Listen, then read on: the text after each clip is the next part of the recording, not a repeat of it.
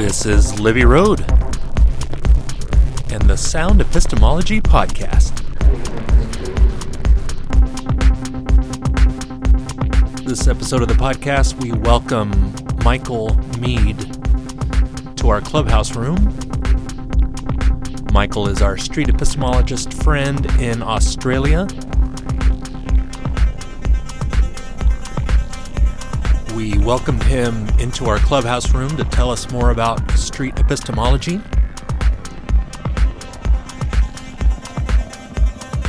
His information will be in the description. And just a reminder that we had a record button on the title of the room so that everybody who joined the room would know that the room was being recorded.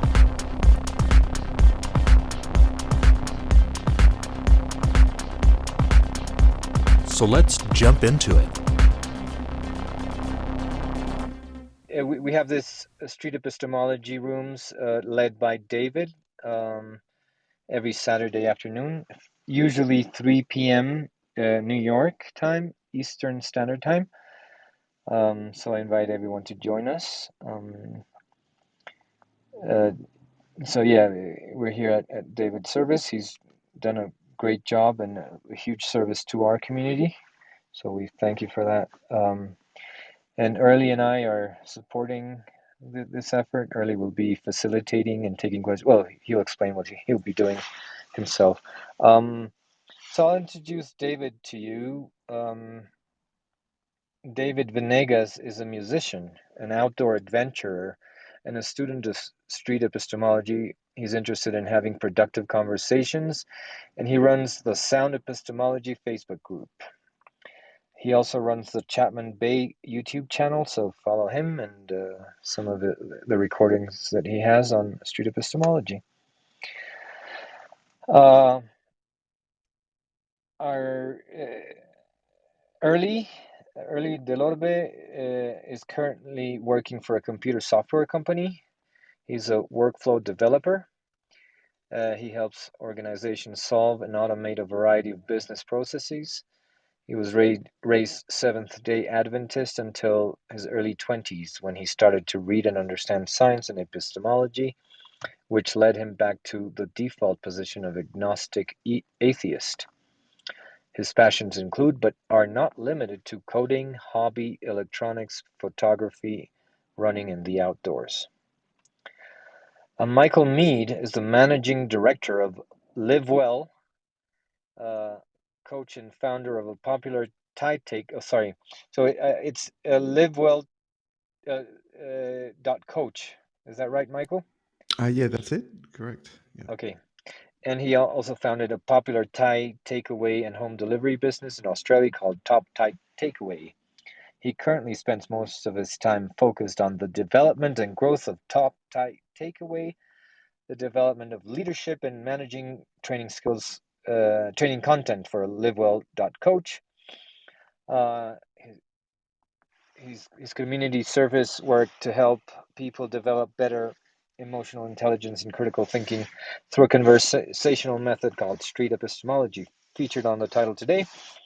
And some of his past achievements include redesigning of a new evaluation quality control framework for the Australian Taxation Office's Learning and Development Department.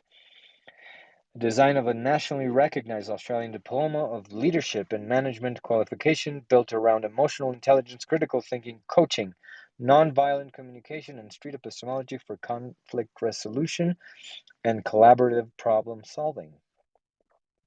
Consistent high regulatory performance as a registered training organization.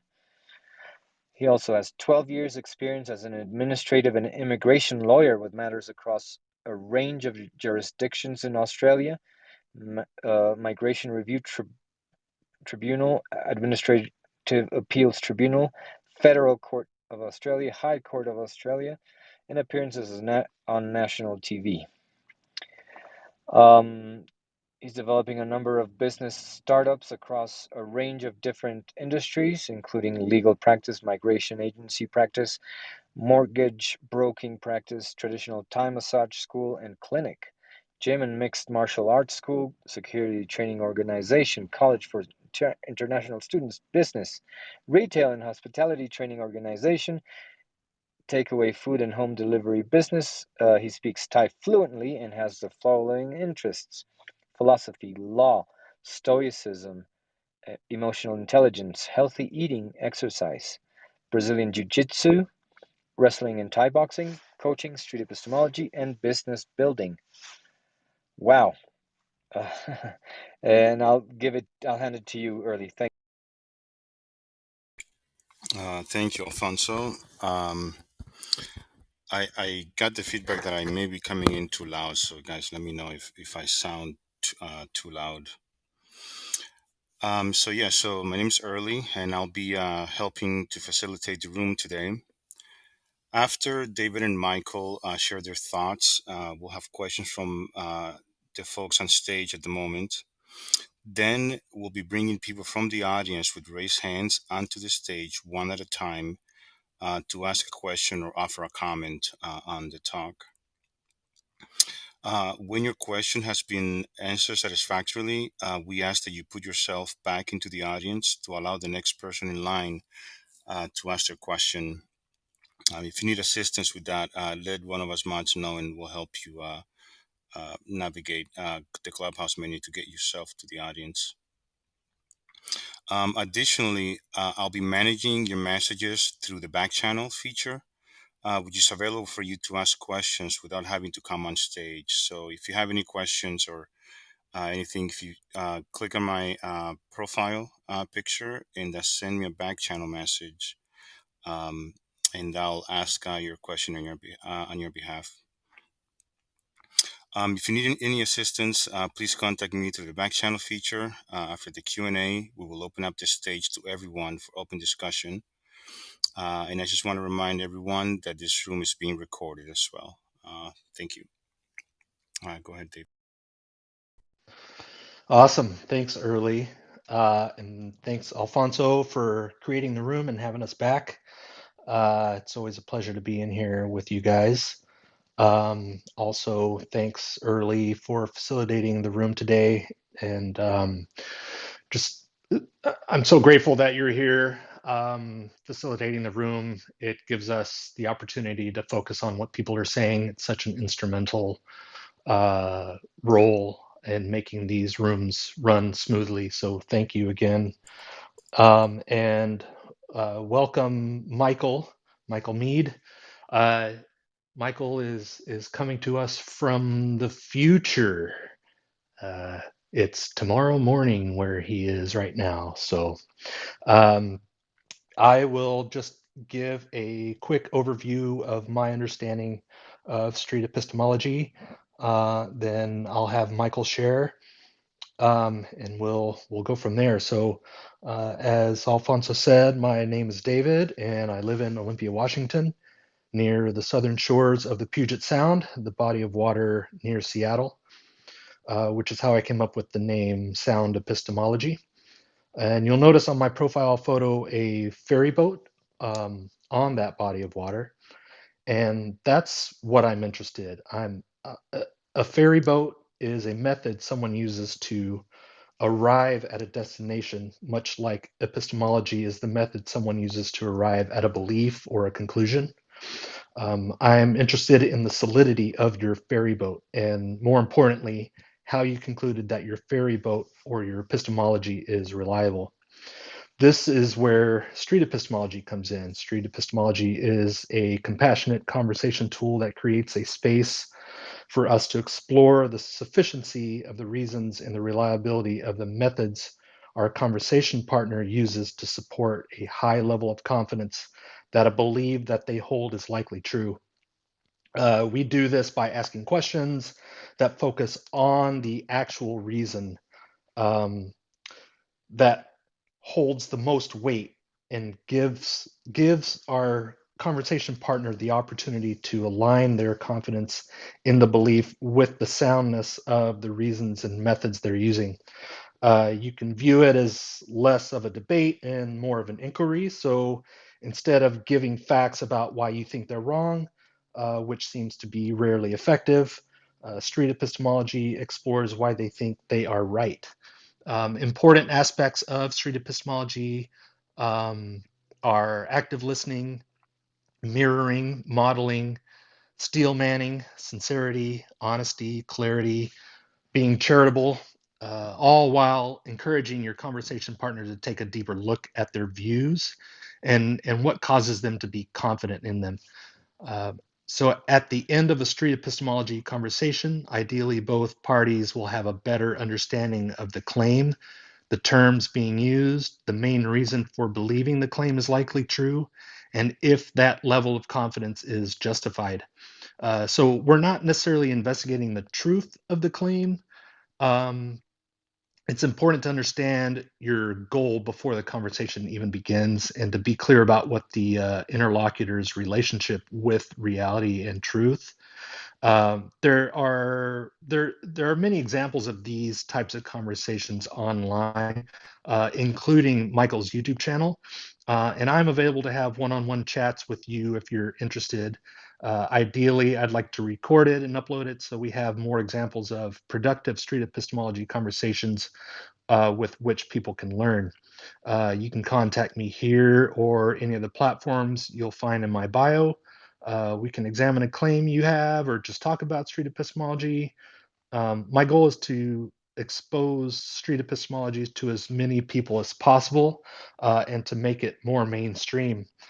So I wanted to ask Michael how he felt about that overview of my understanding of street epistemology. I want to make sure that I'm representing the approach accurately. If you wanted to change something or add to it, I'll go ahead and pass the floor to you, and then we'll ask you some questions, and then we'll move to Q&A from the audience. Yeah, thanks, David. Wow, that I'm thinking as you're going through that, that's probably the most comprehensive definition I've ever heard of street epistemology. That was awesome. And I'm looking at my little notes about how I was going to explain street epistemology, and I'm thinking I'm glad David explained it because that was really, really good. Yeah, I agree with everything that you said there, and it's very comprehensive. I have a little bit of a different look on it, which I think fits in with everything that you've described. But I have sort of three goals when I look at street epistemology. And I want to say at the outset that I'm not an expert on street epistemology. So I'm one of the people that have been doing it for about 9 months, and I see a lot of value in it. And so maybe I'm at an intermediate level, perhaps, but not an expert. So take what I say with that in mind. But the three goals that I have, the first one is I find it's really helpful is for conflict and problem resolution, whether that be at work or at home. And the second one is it helps me with my own confidence calibration. We'll get into a bit later why I find that important. And then the third one is it helps others with their confidence calibration. And what I mean by that is it at least sets up an environment where we're inviting other people to reflect honestly on those reasons.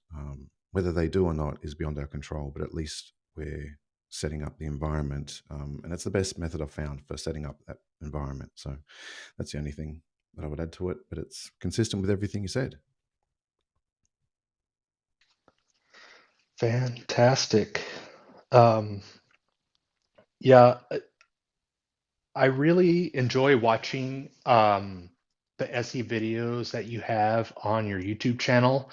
But I think more notably, I really enjoy when you're on the review videos. So once in a while, a group of street epistemologists will go onto YouTube and they'll review somebody else's or one of their own SE videos, and they'll comment on it and they'll offer suggestions in how they could have maybe asked a better question or compliment on their job of doing it. I really enjoy watching those, and I was wondering if you could maybe talk about that process. Like, how do you guys figure out which videos to review, and how do you go about doing that? Can you share a little bit about that? Yeah, I don't think that's confidential. I think that's okay. In the back end, videos are suggested in a creators lounge, and people vote on it. So it's a bit of a democratic process. Which one should we review this week? The one with the highest votes tends to win, and we also vote on scheduling what's convenient. So the schedule that fits the most, the super majority, is the one that wins, and that's sort of how it works. Okay. What's the most challenging part of street epistemology for you? That's a great question. It's self-control is the most challenging part for me, especially when I'm attached to a belief. So if I'm really identified because I see that the consequences affect me, then that can be really difficult to maintain the right attitude to be effective. Depending on your goals. My goals are, like I said, conflict problem resolution, or at least help me with my own confidence calibration. If I'm really identified with a belief and I can see harm flowing that can affect me, then I can become defensive, and then that affects my goals. So that would be the biggest challenge. Thanks. What about street epistemology do you think is most misunderstood? Okay. So my perspective is limited. So when I answer this, I'm going to answer it from the perspective of having seen a lot of fundamentalist Christian critiques of it, and just my personal experience with people that have seen a few SE videos. So I guess from that perspective, the main misunderstanding is that there's an opinion that we're trying to change people's beliefs, and so that's probably the biggest one, that we're trying to change people's beliefs. The second one is that let me think about this, because it does irritate me when I hear it. So I just want to get this right. It's that we're caught. So I've heard this idea that if you're exploring someone's deeply held belief and that's their hope for the future, then why are you taking away their hope? So that's the second one, which sort of annoys me a bit, because I think that just shows a lack of understanding of what's really happening. So anyway, just off the top of the head, that'd be the two. Great. Thanks for sharing that. I understand that there's a street epistemology course that's being developed. Are you involved with that? And if you are, can you maybe tell us about how that's going? Yeah, it's a really cool project. So we're looking to have. So yes, I'm involved in. I'm helping to write some of the modules with the team, and we're looking to, fingers crossed, have the first 7 modules ready by January 31. I don't know whether I should be saying that, because it might not come through, but that's like our goal, to get that out there. So yeah, and it's going really good. I think we're on track for that. So I'm hopeful that will be the case. Awesome. Mark Solomon, last week's guest, suggested that I ask you about corporate SE. It sounds like you've got some sort of approach on the corporate level using street epistemology. Do you want to talk a little bit about that? Yeah, sure. So it's sort of how I fell into SE. So I was developing leadership and management training content for organizations, and one of the problems that I came across for me personally was, well, how do we know, when we're talking about emotional intelligence and decision making, how do we know that we're making the right decisions? And with emotional intelligence, talking, of course, about values, our beliefs around what we value, what we think need to be okay in life. They can affect how we feel. how we think and how we act. And so that was a real sticking point for me. I sort of came across emotional intelligence a bit later in life, so wasn't too familiar with it. So I was out there searching, learning as I'm developing this content and learning myself. And that was a real problem for me. I couldn't find any good answer to it until I came across Anthony Magnabosco's videos on YouTube.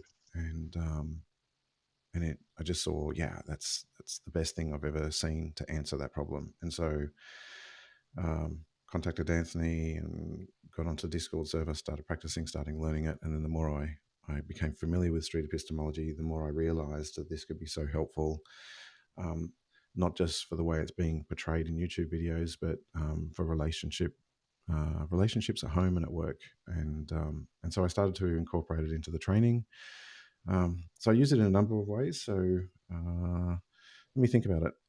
Whenever there's, this is the other aspect of it, depending on the goals, right? So I see street epistemology as also a very powerful form of cognitive behavioral therapy, so CBT, and there's a lot of research on the effectiveness of that. So we're helping ourselves to create different perspectives, and that's helpful, whether it be problems that we're facing with our relationships, work or at home, or whether it's just decisions we need to make about how we're going forward with the strategies we have to meet the goals that we've set.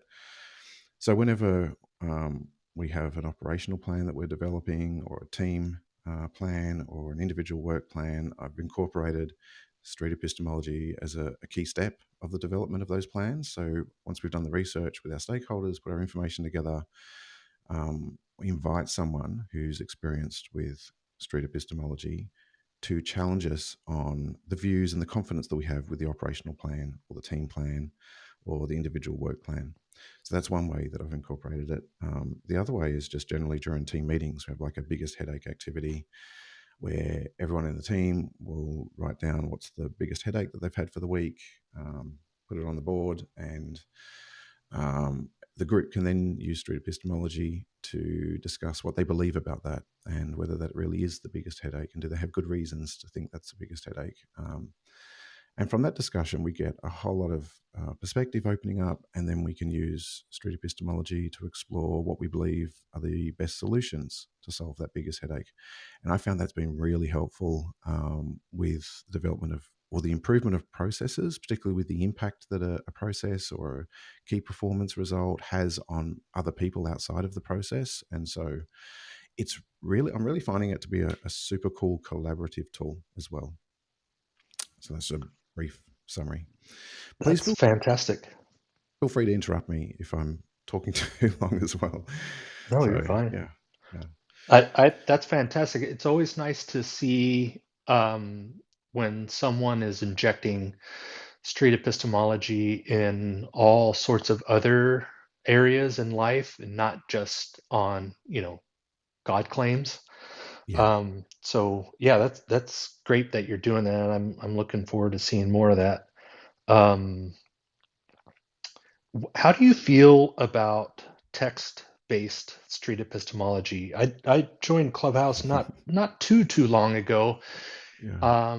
and so I'm kind of moving away from text-based street epistemology because of it's such a lack of tonality that you use, or that you lose. I was wondering where you stood on that, if you use it, and if you have some tips for us that we could maybe use in that environment.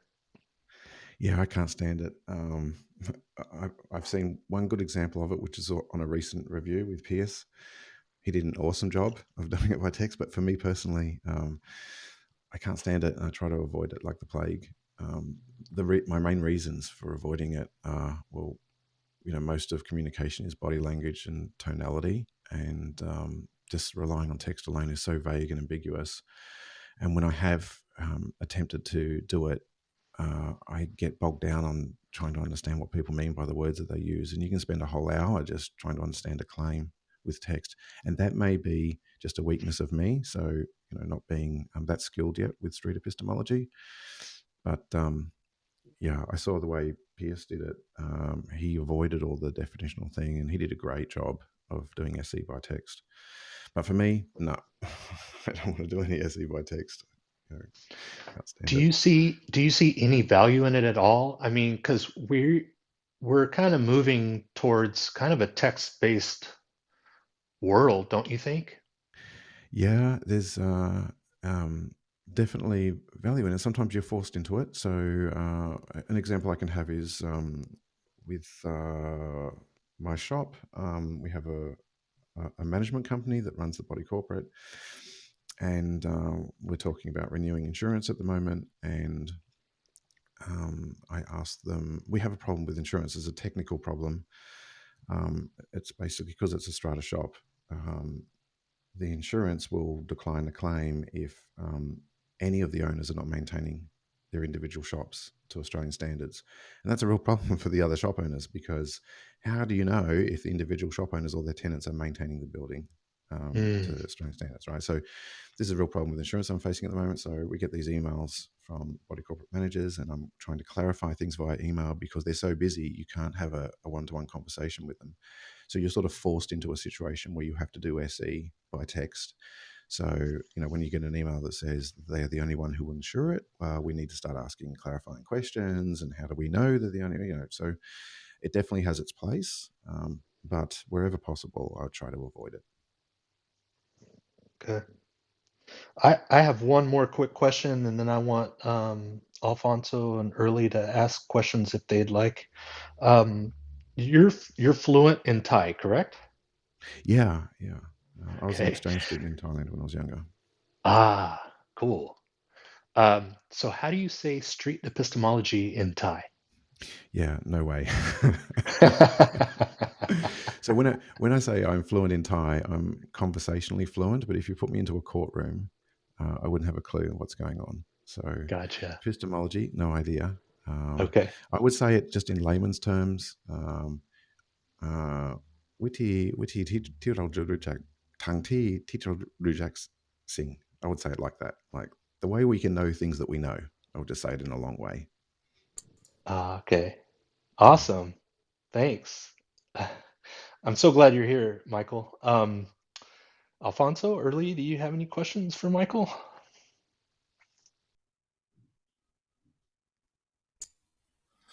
I do have a question from Michael, actually. So I thought it was interesting when you mentioned cognitive behavioral therapy earlier.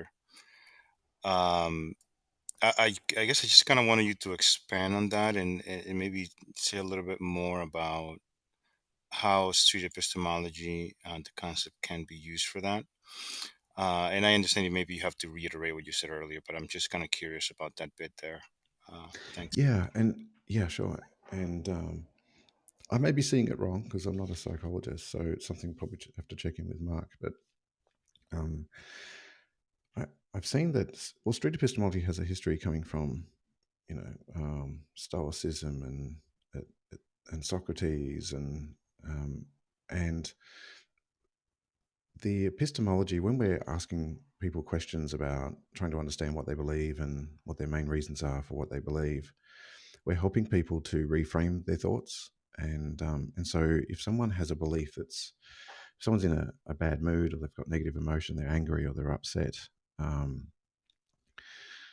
mentioned the Stoicism and Socrates because I've seen shows that link CBT to Stoicism and Socrates. That's just why I mentioned that briefly.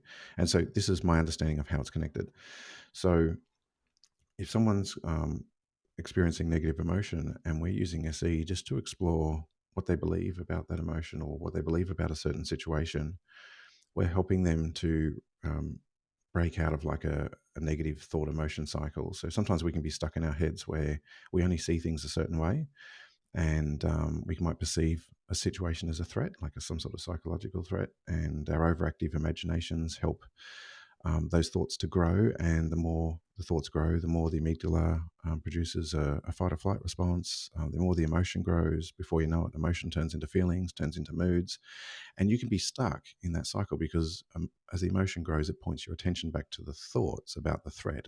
It's a defensive mechanism that works when we experience real imminent physical threats. So that worked, hundreds of thousands of years ago when all the the threats that we faced were immediate physical threats. But these days, most of the threats that we experience are psychological ones. Like, you get an email and you think someone's having a dig at you or something like that. So our overactive imaginations help us to get stuck in that cycle, and so it can be difficult to break out of that. Now, with street epistemology, having a conversation with someone about how they're viewing a situation like that helps them to break that cycle, because it helps them to see things from a different perspective without telling them.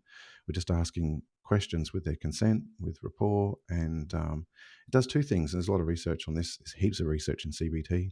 It helps the person to express that negative emotion, that thinking, and just expressing that helps them to break that cycle.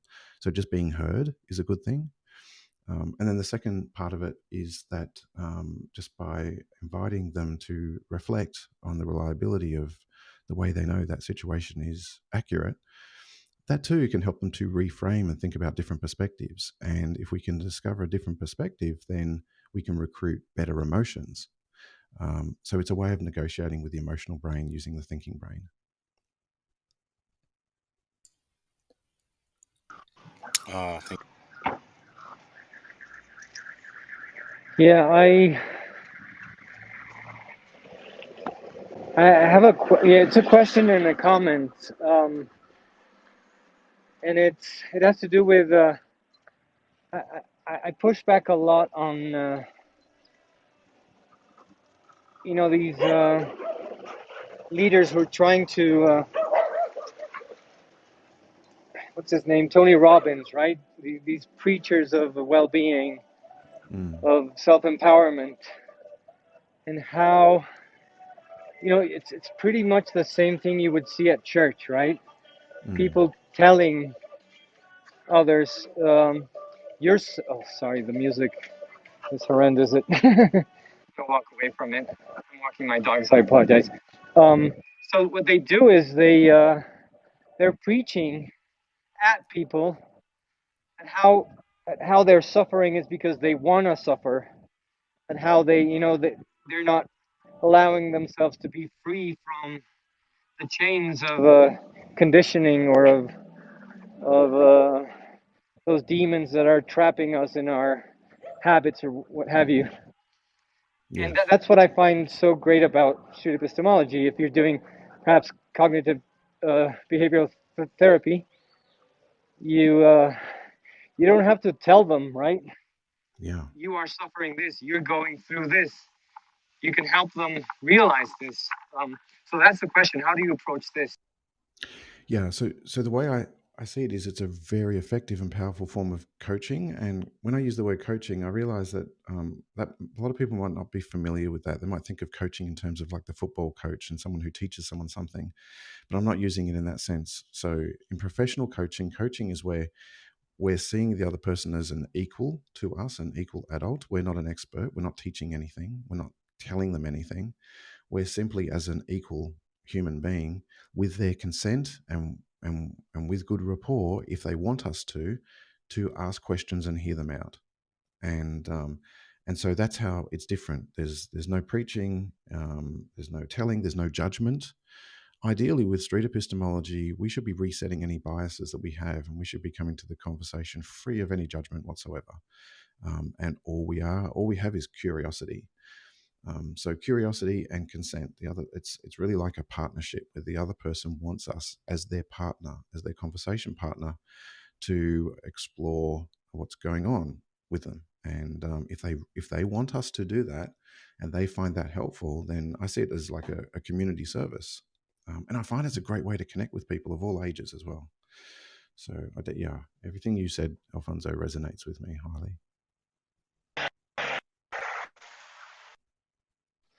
Yeah, I really like the team effort aspect of street epistemology. You're members of the same team working towards the same goal, and that goal is understanding your view better and the reasons that you're using, and how you decided that those reasons are a good way to find things out. So yeah, that resonates with me also. And perhaps acknowledging that you might not know the goal until you engage. Yeah, true. That can happen a lot too. I mean, everyday interactions with other people, you don't know. You see it as it comes. Like someone's upset, and hey, are you okay? Do you want to talk about it? You never know what the goal is until you get into the conversation and people start talking to you. So I guess my first goal initially is to be helpful where I can. So that's always the first goal. But yeah, there may be other goals that arise as we get into the conversation as well.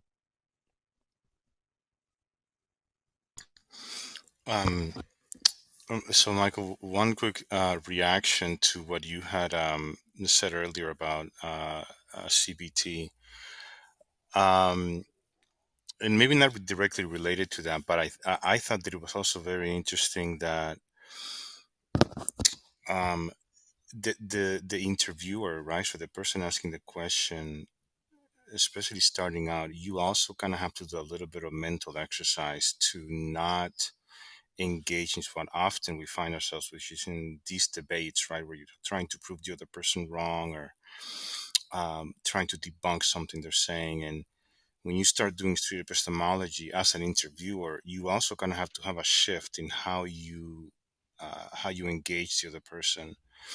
And so I thought it was interesting also that the effect was also on myself as I started doing it. I had to also shift the way I thought and I processed what I was given. It's a bit different. So I actually really appreciated that about SC as well. Yeah, that's my second goal. Help me with my own confidence calibration. It's a bit like the scientific method. I'm casting my net out as wide as possible about my own beliefs. I'm setting them aside, and I want to learn to see if other people have good reasons for what they believe. If they do, then I want to believe the same things as them. I want to align my confidence to their confidence. And so, yeah, you just raised another interesting point early. I'm just thinking about it now. It's equally CBT for myself as it is for the other person. It works for both. That's the cool thing about it. I'm helping myself to reframe my own perspectives by talking to people in this way.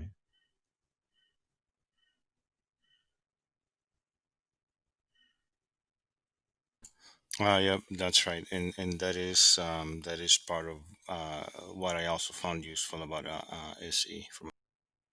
Yeah, cool. Awesome.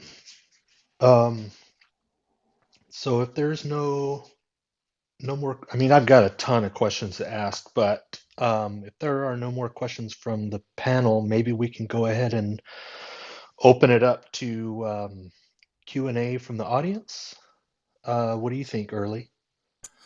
Yeah, I think this is a good time. So for this stage, we're going to just be bringing people one at a time. And we just ask that once your question or comment has been answered, that you move yourself back to the audience. And I think we already have one coming up. Go ahead. Yeah, I have a question from the audience. Where are these conversations uploaded somewhere? So yeah, I'm replying by text, but so everyone else knows, Reed Nice Wonder, he uploads his videos onto Cordial Curiosity. He's in the audience. David Venegas, Chapman Bay channel on YouTube, and LiveWell.Coach is Michael's channel. So for anyone who's interested in listening to these later on or just following them and watching their content, I invite you to follow their YouTube. Yeah, there's so many online that you can go and check out. That's probably one of the best ways that I can think of for somebody to learn street epistemology is just seeing examples of it. Anthony Magnabosco's channel has just a huge amount of street epistemology videos. What you can do is you can go to YouTube and in the search bar, just put in street epistemology and put in a topic that you're interested in. And chances are you'll get an example of street epistemology using that topic. Another good resource is the Street Epistemology YouTube channel itself. There's lots of examples from a bunch of different sources on that channel. also streetepistemology.com. And if anybody needs any links to any of these, just get a hold of me here or on Twitter or whatever, and I'll send you resources if you'd like more. Just get a hold of me.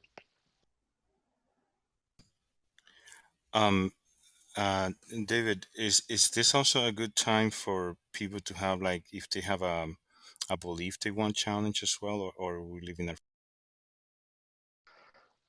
I'm open to do whatever. It might be a good idea to get, if we have quick questions that people just need the answers to, or if they want to make a quick comment, and then maybe we can, after that, we can maybe have examples of um, a claim to be examined. We should say that this isn't necessarily the best platform for that. There's a lot that goes into it. But yeah, I'm willing to give it a try. Michael, if you're interested in maybe having a one-on-one with somebody on stage that the rest of the audience can listen to, we can all kind of contribute to that too, if that's what you're interested. I don't want to hold you to that. Another Love thing to. that we can try It's all is good. have maybe 2 or 3 claims through the back channel that people want to maybe have examined, and we can pick one of those. That way we have discretionary options. That's kind of where I'm at with that. What do you guys? Yeah, I'm good with that. I'm fine. So Yeah, I'm okay with that, David. So if anyone has a question they want to ask to anybody here on the panel, feel free to raise your hands and I'll bring you up on stage.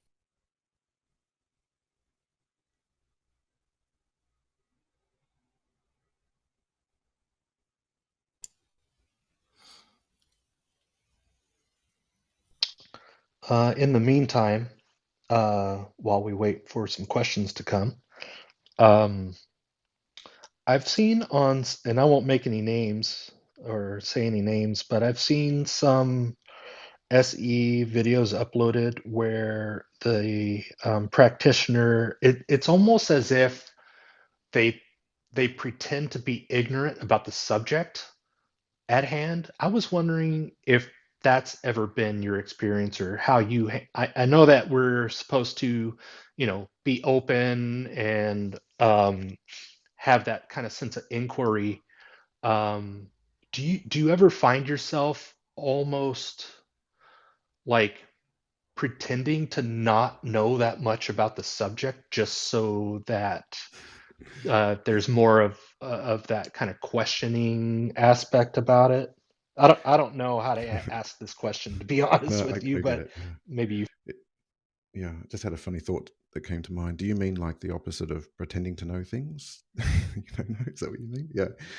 Um, we have a lot of problems with that definition from one of those first books, but I think it's a fine line between resetting your bias and exploring someone's belief, and and what you mentioned there is being a little bit fake about it. Like if you are well researched in a subject and you're asking questions that sort of indicate that you're pretending that you don't know anything about the subject, then that's not a very good thing for rapport.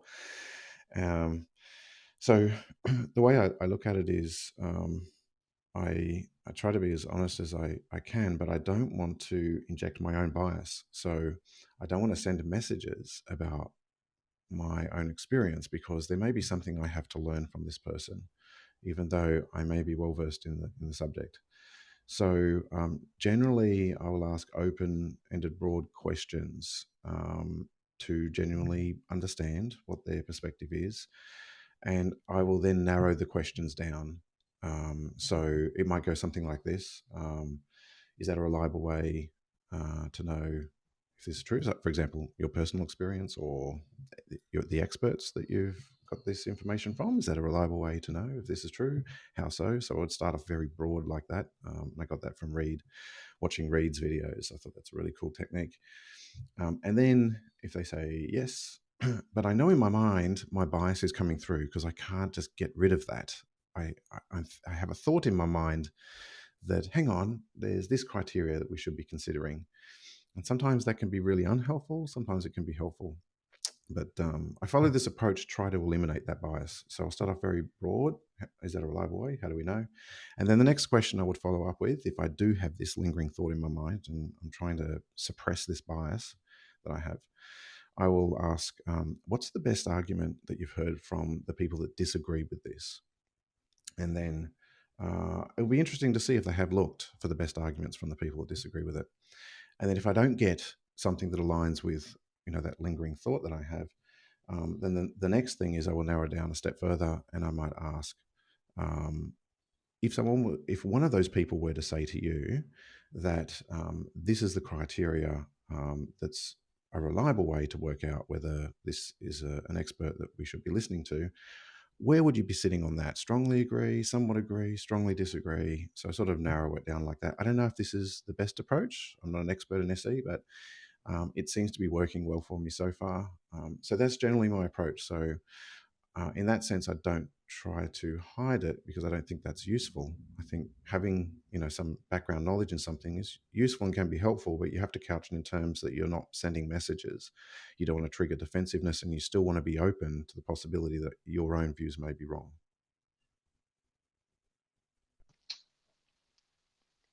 That's great advice. Thanks. All right. Looks like we've got Mello up on stage. Welcome back, Mello. Good to see you. Hi, David. Thank you. I guess I'm observing a little bit of nervousness with that red dot and the record button. I wonder, should I be nervous?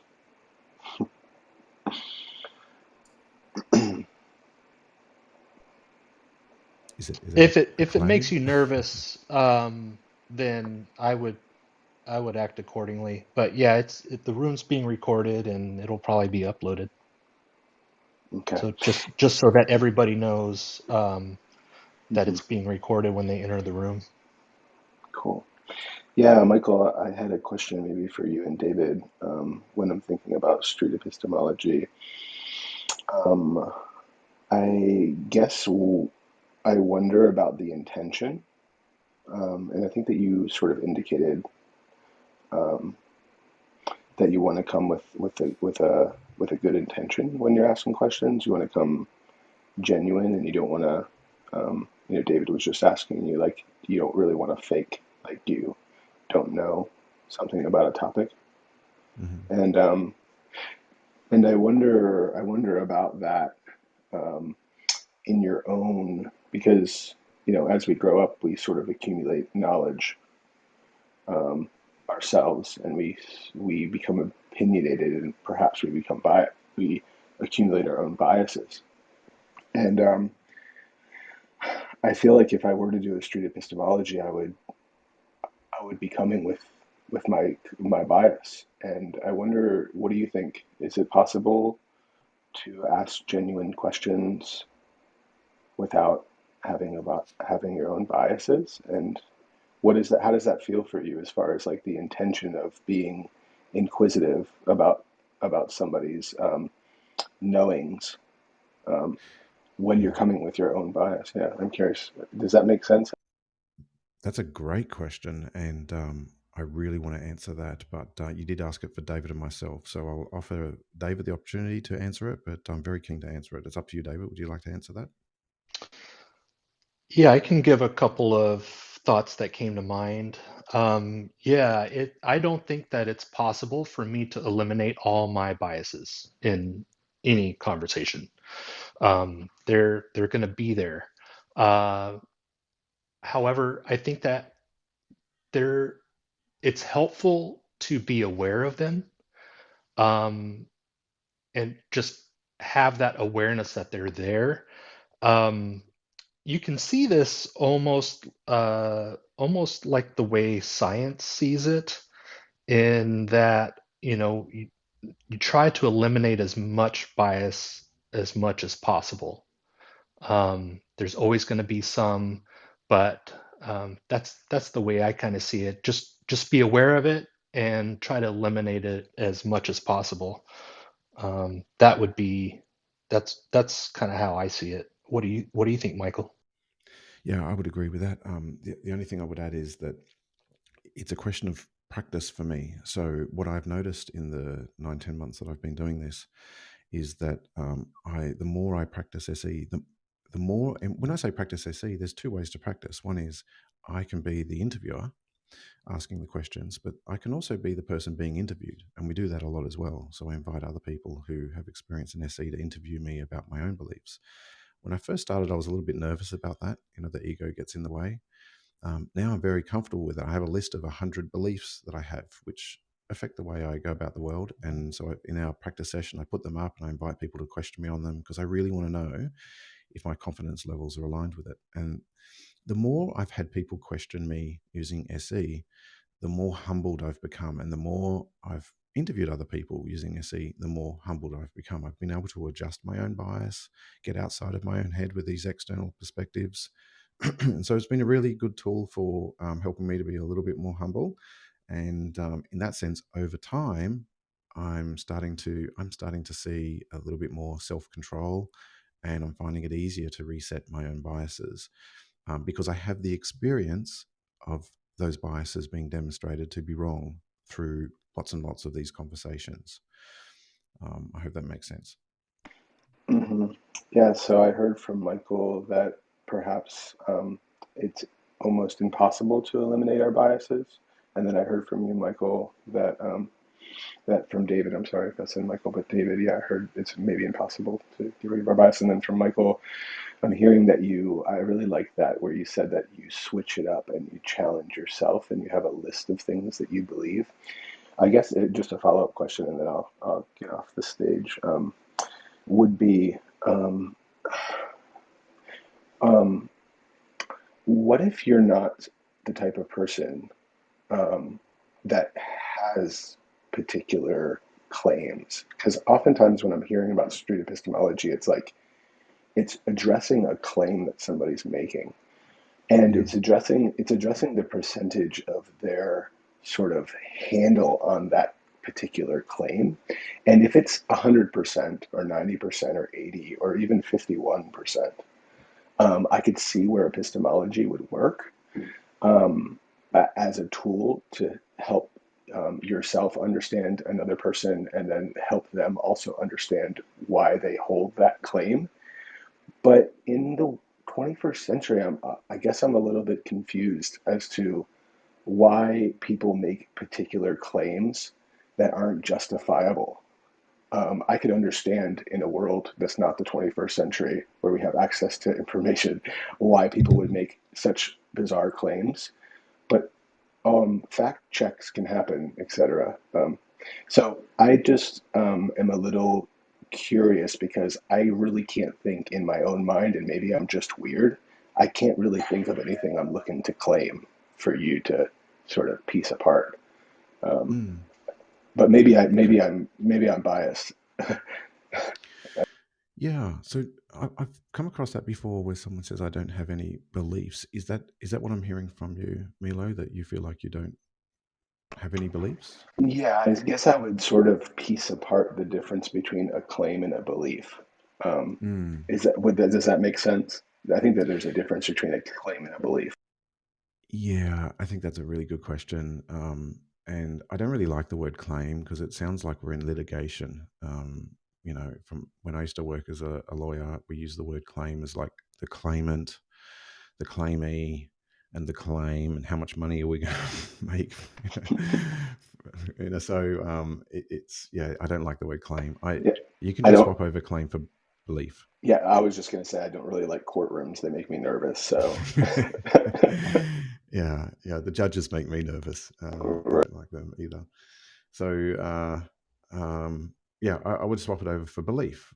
What is it that you believe? Do you believe that this is true about the world? And when you dig down a lot of people might not reflect on the beliefs that they have. They might not be used to it. But when you start asking people questions, well, how do you make decisions? And where do you work? And how did you get that job? And why did you choose to apply to them? You can always find beliefs. Beliefs are there.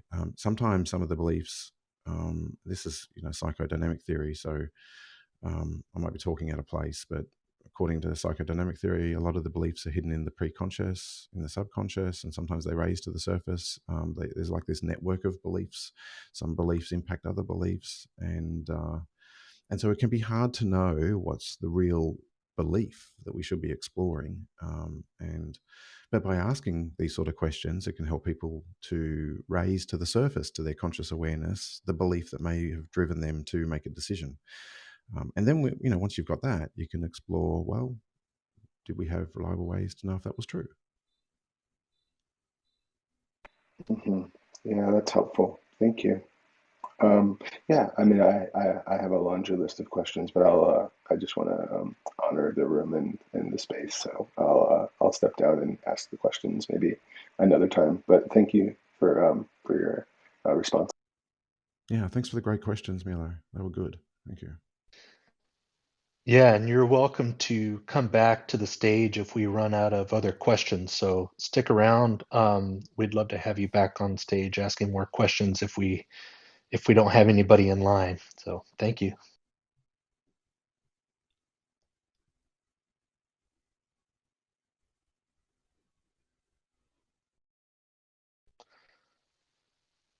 All right. Hey, Mead. Okay, there he is. Hi. Street epistemology. Yeah. When I first heard the term, I found it pretty elitist. Uh, you have to be educated to even come across this word epistemology. Not many people know this word, just a minority. And what makes it even more of a minority is the word street. Why is it called street epistemology when there are so many other phrases that could be used?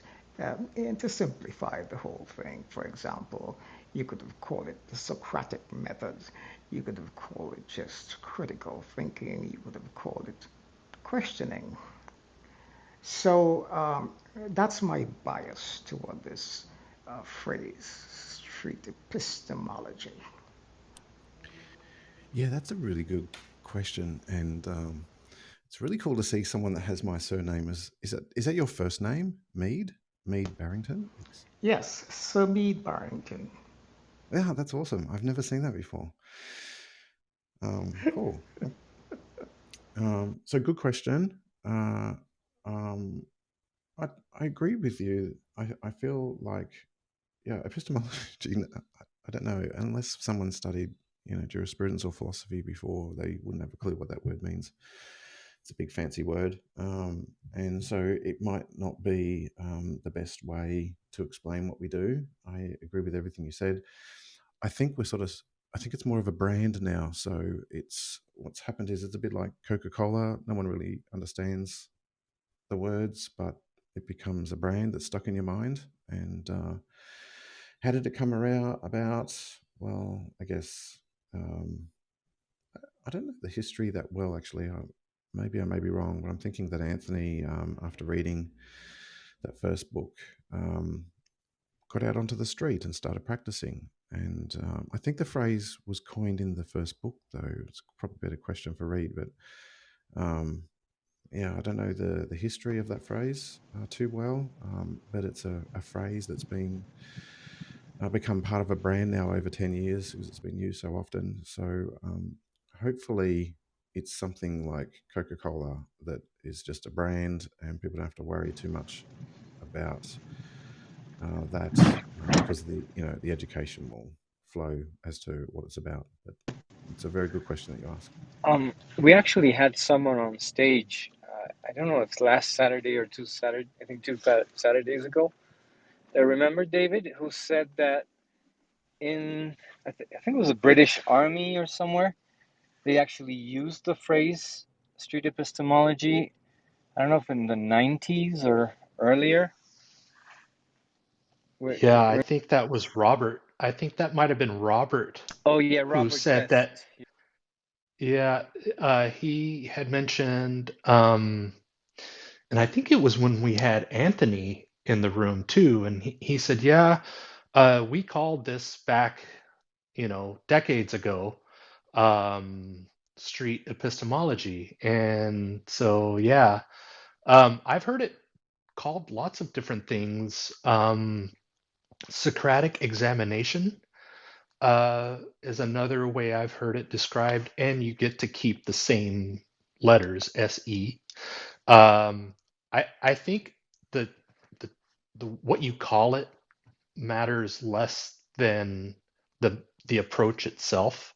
As long as your motivations are aligned, then as long as you're approaching it in the way that it's intended, then you can call it whatever you want.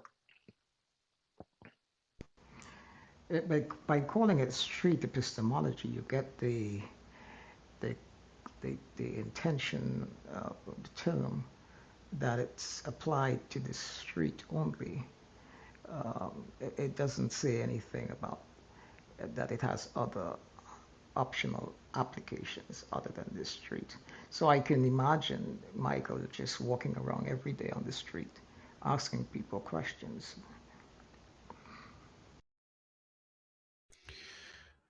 Yeah, and when I introduce it, now that I think about it, when I introduce it into the corporate training, I introduce it as critical thinking coaching.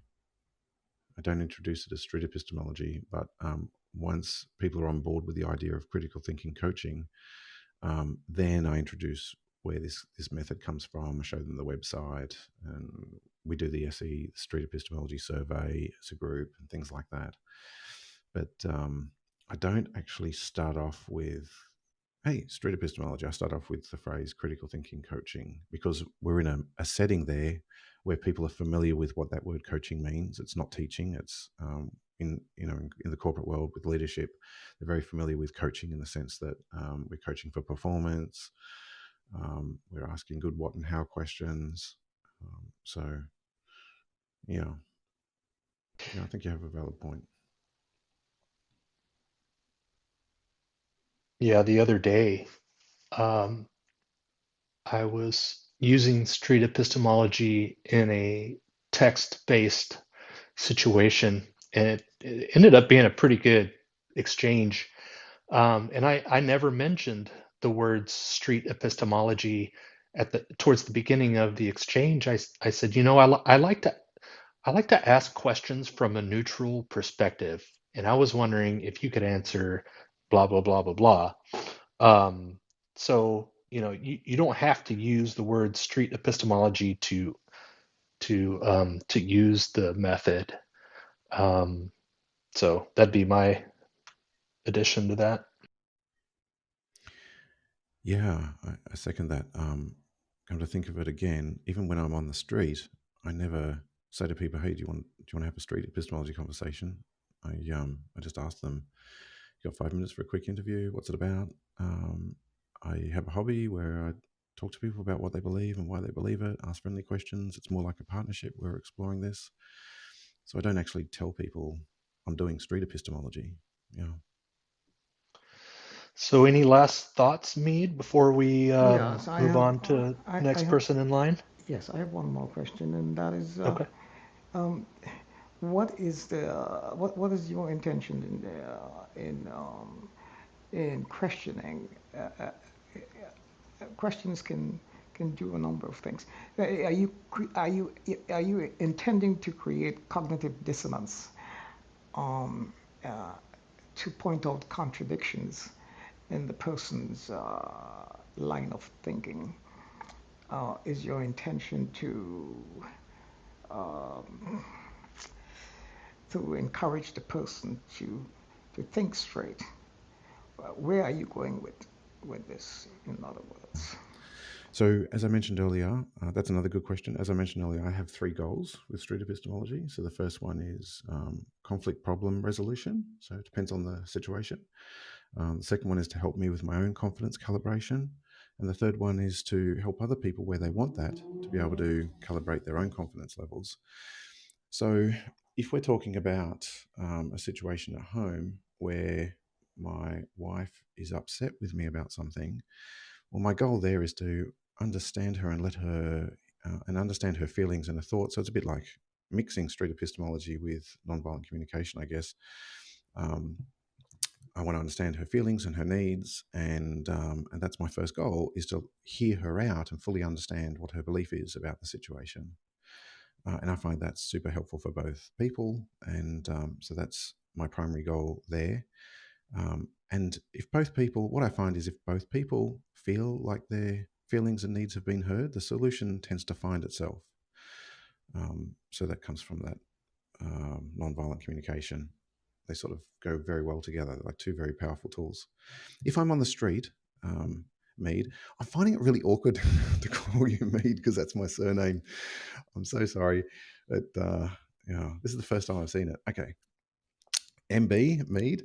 If I'm on the street, my intention is to be helpful to someone where I can, and to connect with people and to have a good time, and to offer a free community service. So when someone says to me they have 5 minutes for an interview, my practice now, what I tend to do is, this is what I'm doing. I help you to explore what you believe and why you believe it. These are my goals. And I put in a little disclaimer. So it's possible that after you think about this, your confidence may go up in the claim, or it may go down. Are you comfortable with that? So I'm giving people the choice that they may well experience cognitive dissonance, but do they value finding and looking at whether they have reliable ways to know what's true over possibly experiencing cognitive dissonance. So I leave it to them. It's their choice, and what else can I say about that? I could probably. Do you ever piss them off? Sorry? Do you ever piss them off? On the street, not so far, because I prioritize consent and rapport. And if I see rapport is waning, I will check in straight away. Is this conversation not comfortable at the moment? Like, my priority is our relationship, and rapport is the number one goal for me. Rapport has priority over everything else. So I certainly don't want to upset you if the conversation is not going in the way that you want. This is more of a partnership, and if you're not feeling like it's a partnership, please let me know, because I value our relationship. So that tends to fix everything. Yeah, thank you. Yeah. Would we then call it street epistemology? Yeah. No, we don't want That's to call fucking funny, Alfonso. that.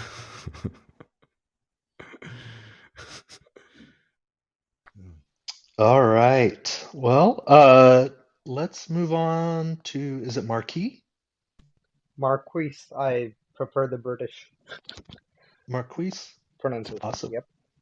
Welcome. We've met before. I just changed my name because for ex-Muslims, I believe it's just a better idea to conceal their identity at times with social media platforms. So thank you again, David, Michael, Early, Alfonso, everyone, for such a great conversation.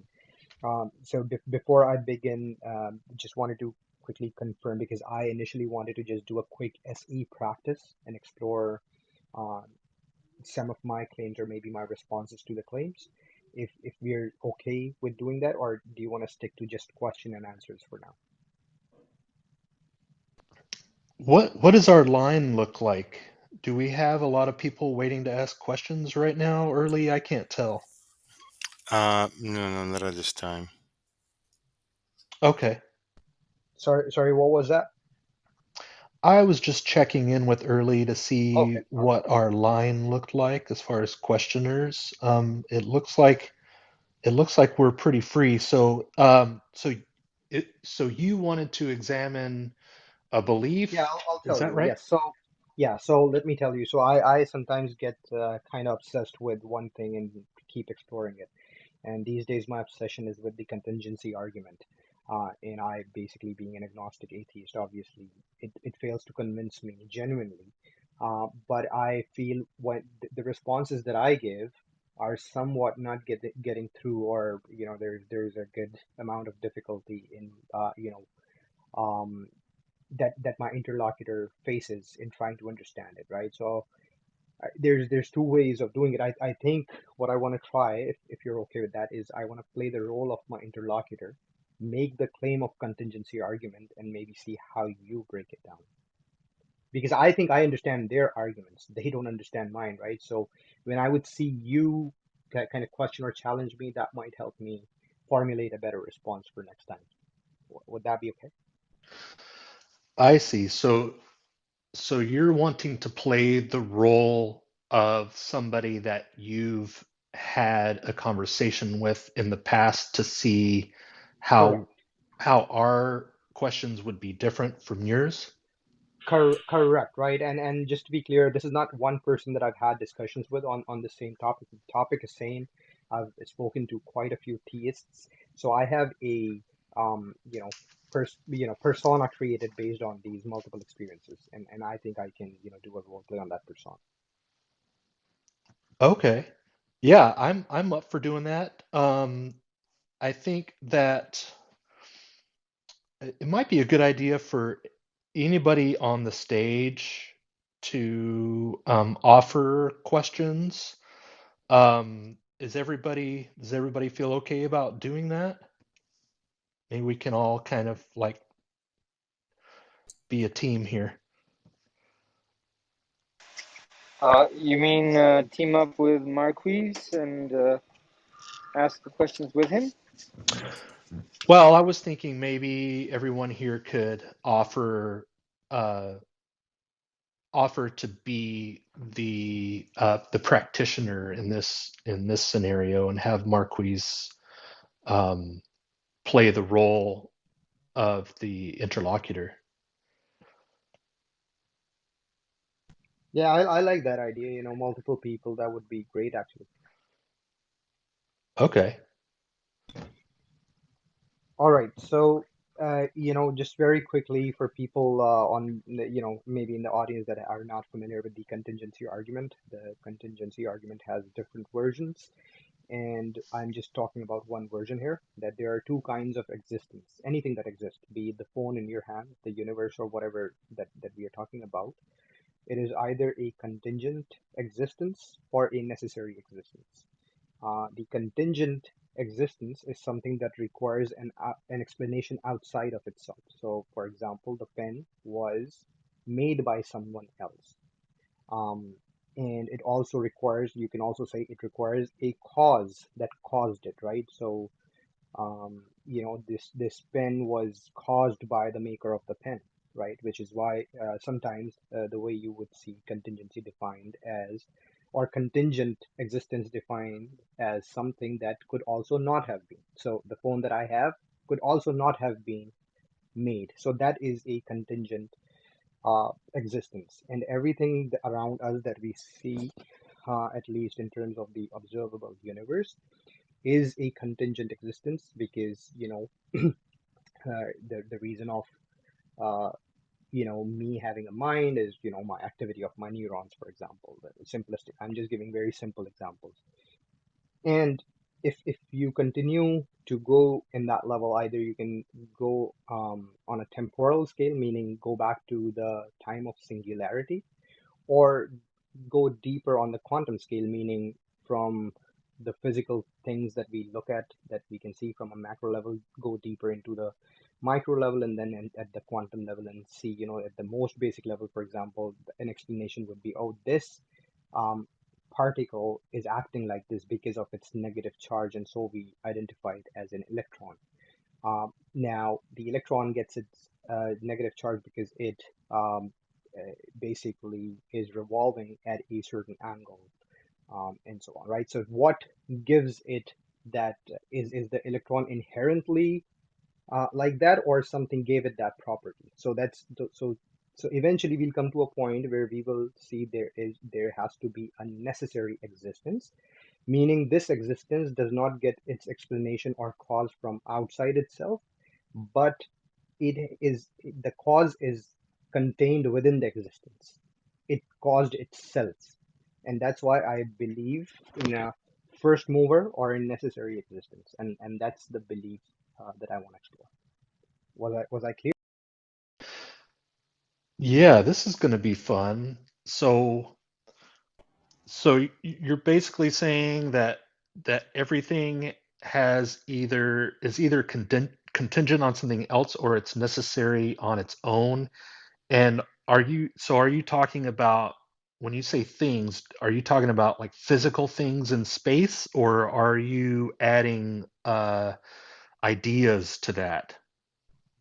I think it can be expanded to ideas, but for now I'm keeping it to things, right? So it's in the bigger picture, the argument would be made by, again, I'd be the theist, right? And this would be my first step of believing in a god, right? So a necessary existence, and then there's a number of steps after that, that this necessary existence has a will, it wanted the universe to come into being and so on, but that's later on, right? I'm just trying to give it the bigger picture. So this is step one of theism 101.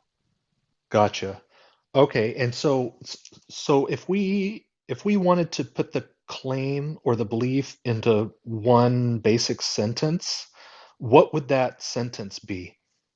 There is a necessary existence that caused itself, or self created, that came into existence without a prior cause, or a cause that is outside itself. There is a necessary existence without a prior cause to itself? Yeah, without either a prior cause or a cause outside itself.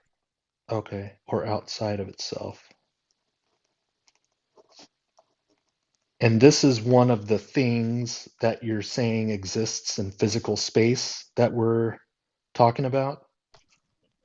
So that's a great question. I can't say that because I know that when we talk about our observable universe, we talk about space and time, and I don't think I can explain it, space and time, very well, because I'm not a scientist. But what I can say is, looking at the universe, observable universe, I keep seeing that there is something behind everything, explaining that thing. So where does this stop? And my mind comes to a point where I say, oh, there has to be a necessary existence now. It might not be, and it's probably not physical in the sense that we understand physicality, but it's something. Okay. So what I'm getting so far is that the belief is that there is a necessary existence without a prior cause or outside of itself. And uh, what's the reason that is supporting this belief the most? Um, what's the reason? So I start with curiosity, like where do we come from? How is everything existing? And Yeah, I what's the try to main? understand it. Right. So Yeah, so the main reason is that I have not understood a better, or gotten a better explanation, and this seems reasonable to me, so I accept it. So maybe on a scale of 0 to 10, I'm not on a 9, I'm maybe on a 5.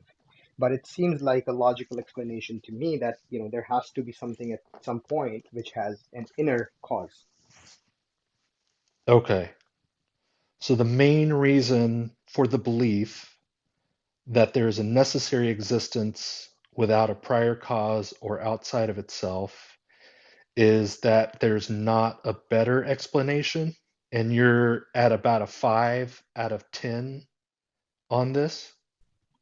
Yes, there's not a better explanation, and there has to be an explanation, right? As I understand the universe and everything, so there has to be some reason or explanation for anything. There And this has seems to to be be. reasonable. Yes, there has to be. That's how my mind thinks within this reality. Okay. There has to be an explanation, and there's not a better explanation for your belief other than that uh, other than those two reasons, that there has to be, and there's not a better there's not a better explanation. Okay. Correct. So would you allow me to maybe rephrase it a little bit?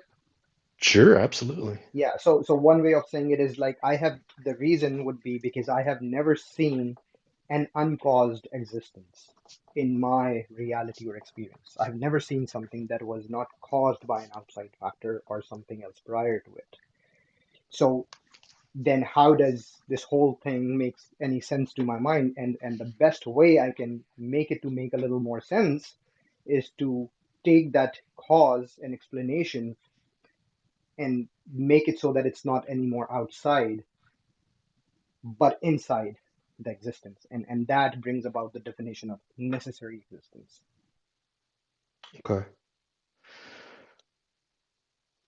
What problems do you see with not having an explanation for something? I think it's psychological discomfort, and uh, the problem. Another problem is that when I interact with other people with certain explanations, and sometimes they would appear to make a little more sense. It creates some sort of dissonance. Okay. Is there anything that you could learn that would make you go from 5 to 6? Um, because this is such a basic belief, I'm not sure exactly what that could be. I'm certainly open to going higher or even lower on that scale, but I am not sure how I can get that. Okay. So you're not really sure what would affect your confidence either way, up or down? Yes, I don't have an exact answer, but I can give you a vague answer. Like, for example, if somebody can demonstrate that an infinite regress is not possible, which I think, as much as I've heard people talk about, is not uh, it's not demonstratable.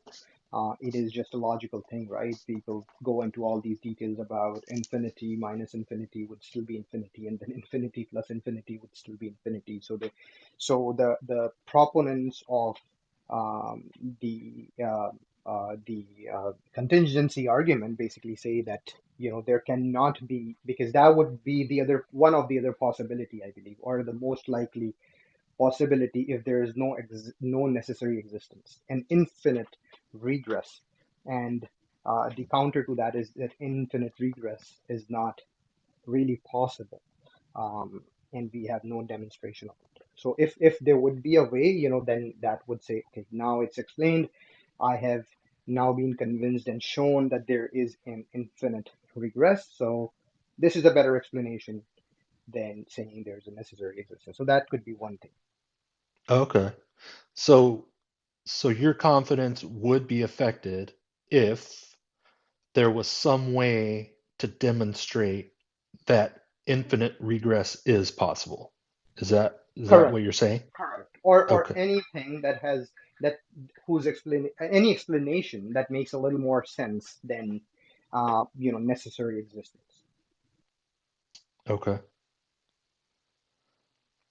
But currently there you have not seen a demonstration of that.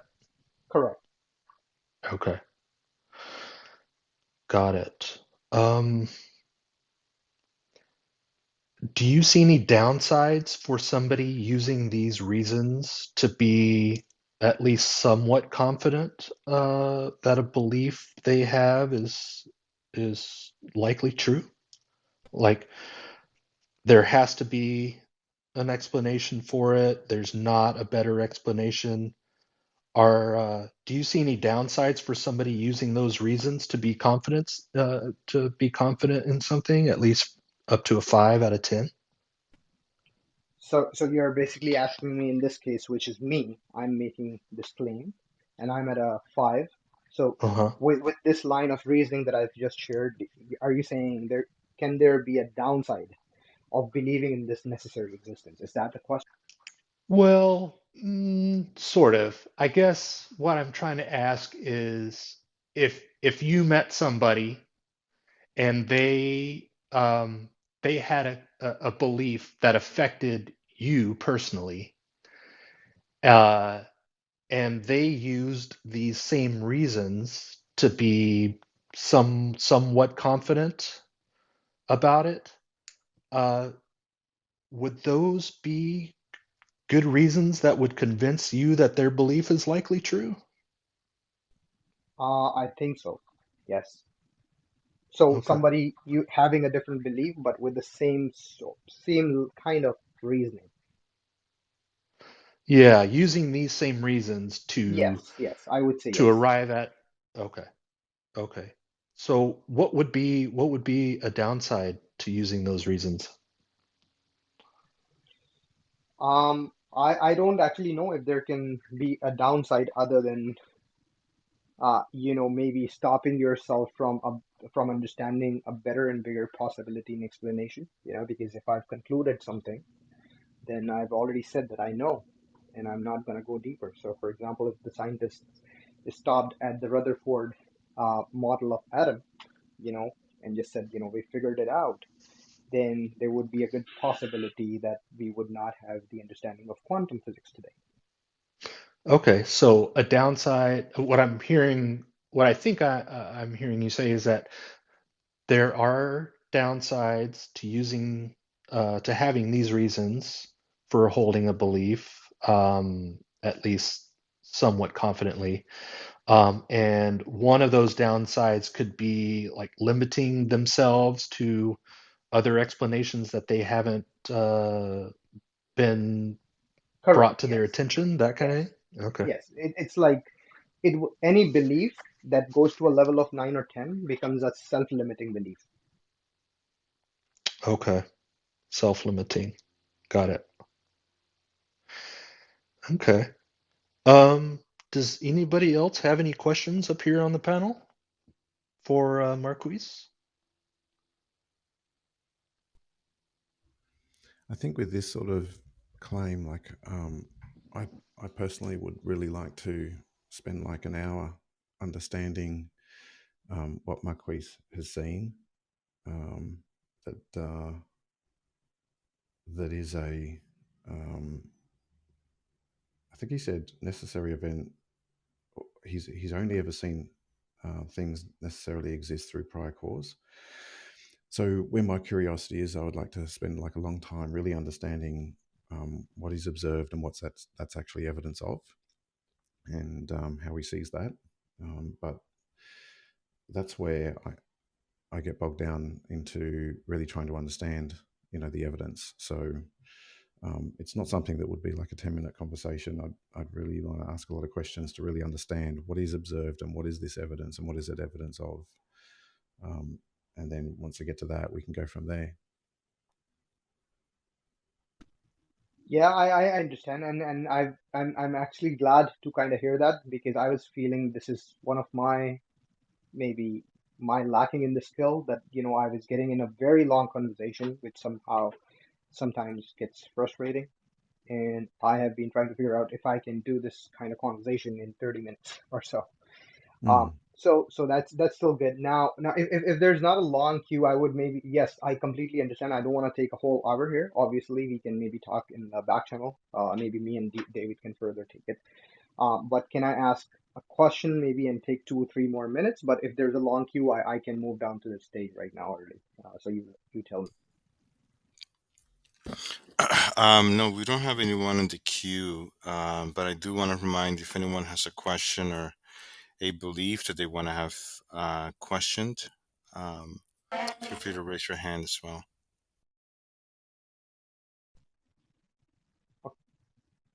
Okay, so I'll take the opportunity, because I think Michael Mead said something really important that I want to make sure I understand.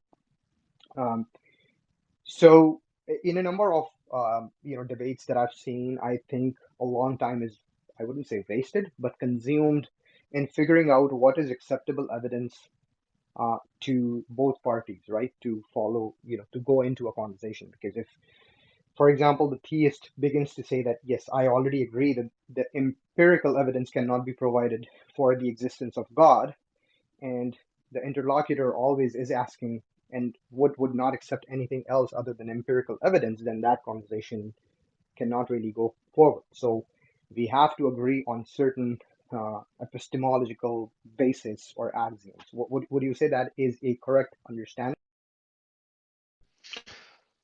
Whenever that comes up, I normally try to focus on why the evidence that they have convinces them. Why, why is this good evidence for you? And could somebody use this same type of evidence to be convinced that something that they don't believe is true, and why that is? Have them examine on their own why they think the evidence that they have is sufficient. Got it. Yeah, and I'm always open to any sort of epistemic justification that can help overcome the sort of barriers that I see outside of empirical evidence. So I definitely don't say empirical evidence is the only way to know things. I'm always looking, but there are some real barriers to understanding what's true about the world. And one of them obviously is like the problem of induction. So if someone wants to bring an epistemology outside of empirical evidence, the really curious question I have is, well, how do we know that that epistemology is helping us to solve the problem of induction? And how do we know that that's helping us to overcome the natural personal barriers that we have?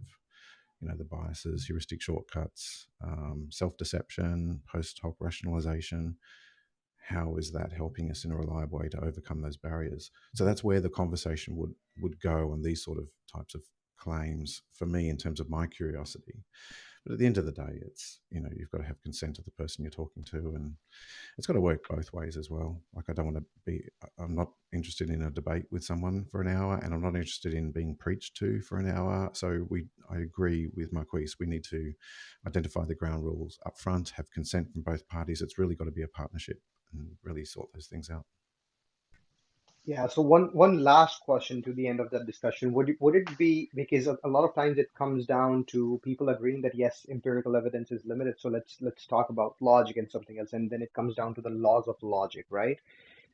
Would it be a fair statement to make, and I'm honestly asking the whole panel, I haven't been able to come to a specific conclusion on that, the laws of logic, right? For example, the law of contradiction, the law of excluded middle, and the law of identity.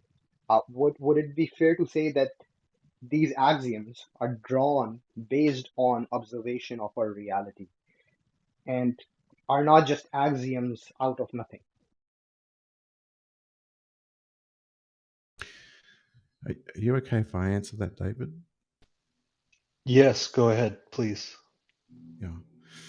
So, my view, which may be wrong, but I tend to agree that I've got a sticking point on this. So it seems that these are universal statements that we make from our singular particular observations, and they seem to be true, but they still might have the problem of induction.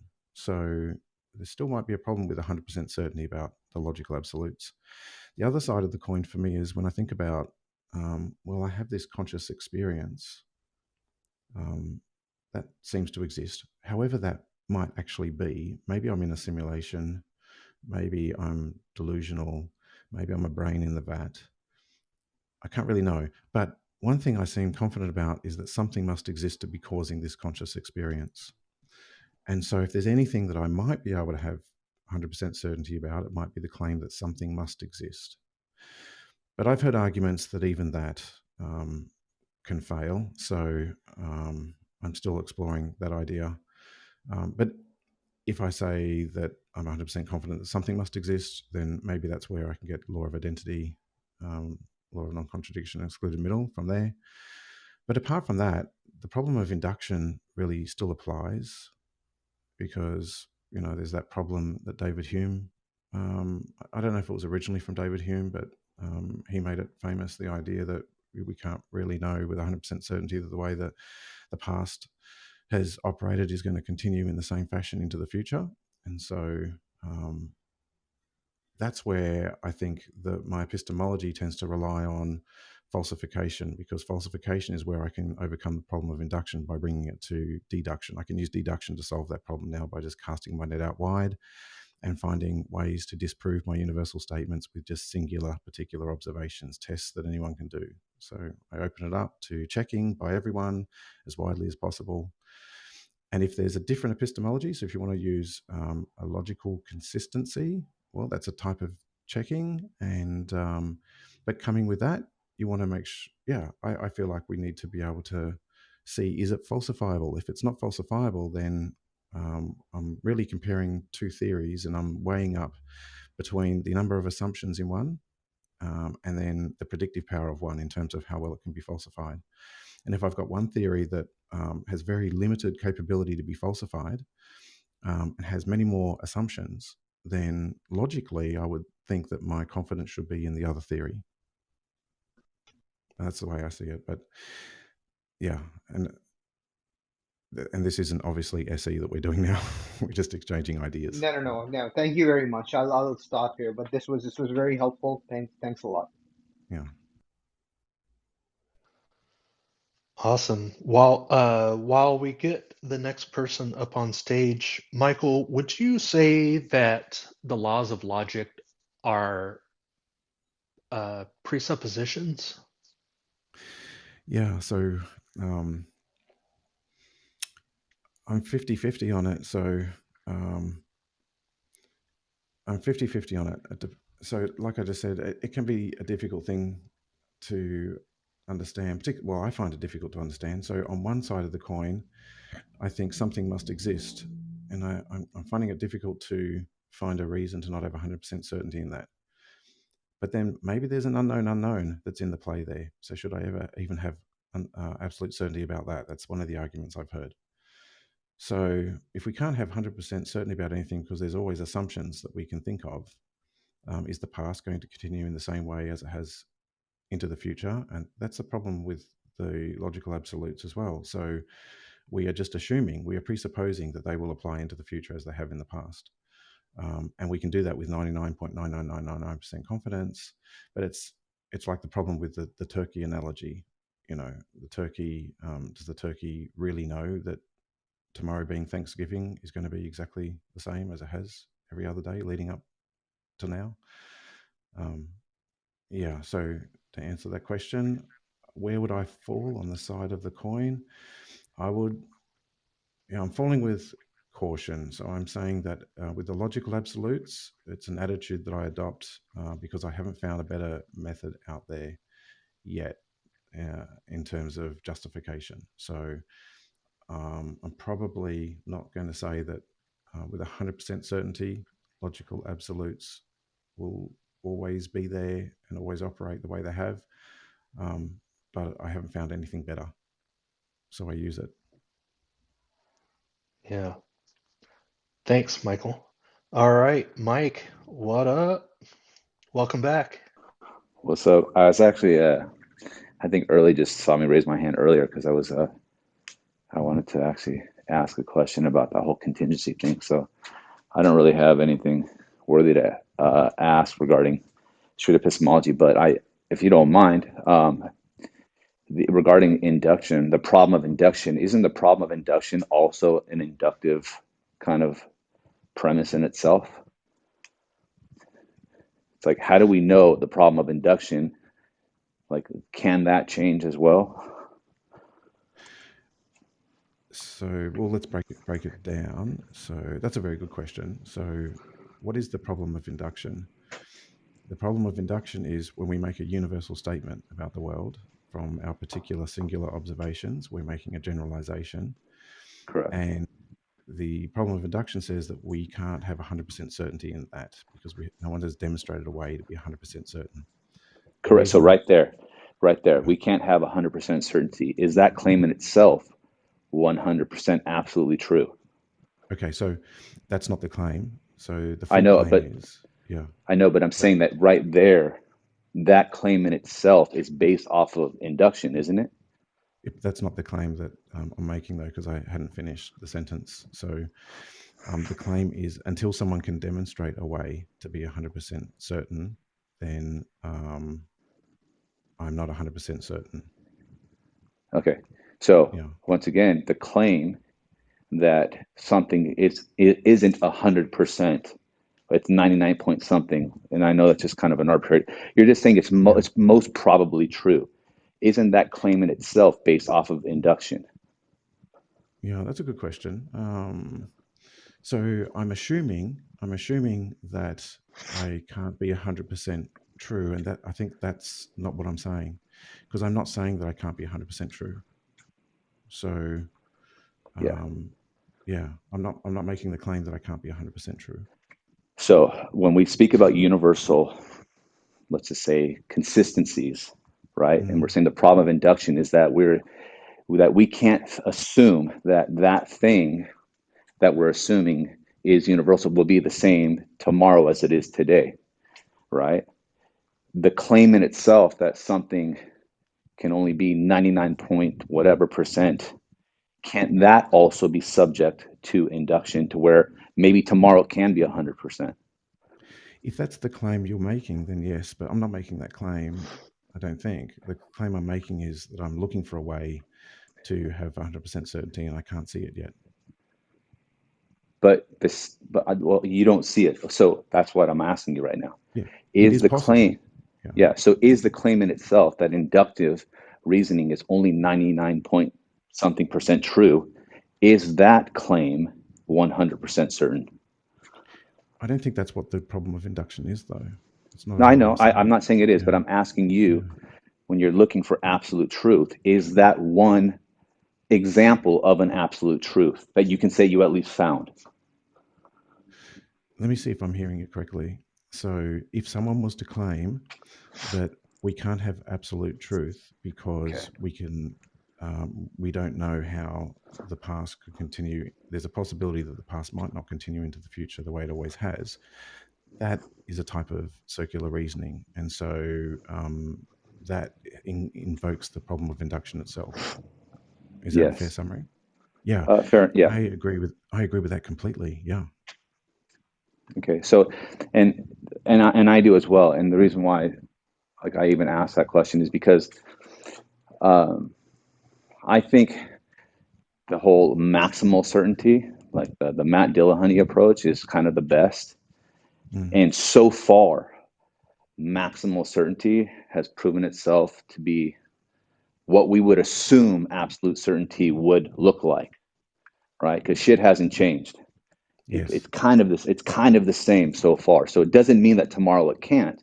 I get that, but for the most part, if we're trying to be as realistic, the example of because otherwise we would have no concept of what absolute certainty is in the first place, and the concept in itself would be nonsensical. Yeah. But it seems like we're living in an absolute type certain reality. Yeah. Yeah, I agree with all Sorry that. about that. I'm going to get off the stage, but that's really all I want to rant about. So I appreciate it. Sorry if I came across as an ass, but it's okay. my bad. Thank you, guys. Difficult to hear what what we're actually saying about these things because they're deep subjects. But yeah, I agree with everything there. All right, thank you. Yep. I'm always happy to see Mike in the room because it always adds, to the conversation things that I may not have thought about yet. So yeah, I welcome, appreciate Mike. that. Welcome Thanks, back. brother. All right. Yeah, I appreciate this, guys. Thank you so much. And I think what it boils down to is it's like an attitude. It's like, what else have we got? This is if you've got something better, then show me. yeah, that comes up a lot, at least for me in these circles where, you know, how do I know that my method is reliable? And, I think that it's fair to say that some methods are more reliable than others. I want to be using the best ones that we have so far that have been shown to be reliable. They may not be 100% reliable, but it's a good idea to maybe rethink the being 100% confident in something that we don't have methods that are 100% reliable. I don't think I could be 100% confident in anything. Maybe the best I can approach is maybe what's the most reliable confidence level I can have based on what I've experienced.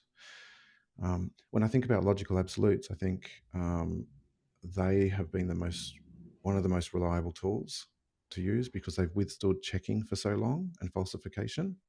So I haven't seen an example where they could be falsified, although there are some examples. I forget the name in maths. But there are some examples, but generally speaking, they have withstood falsification for the longest period by the widest number of checks.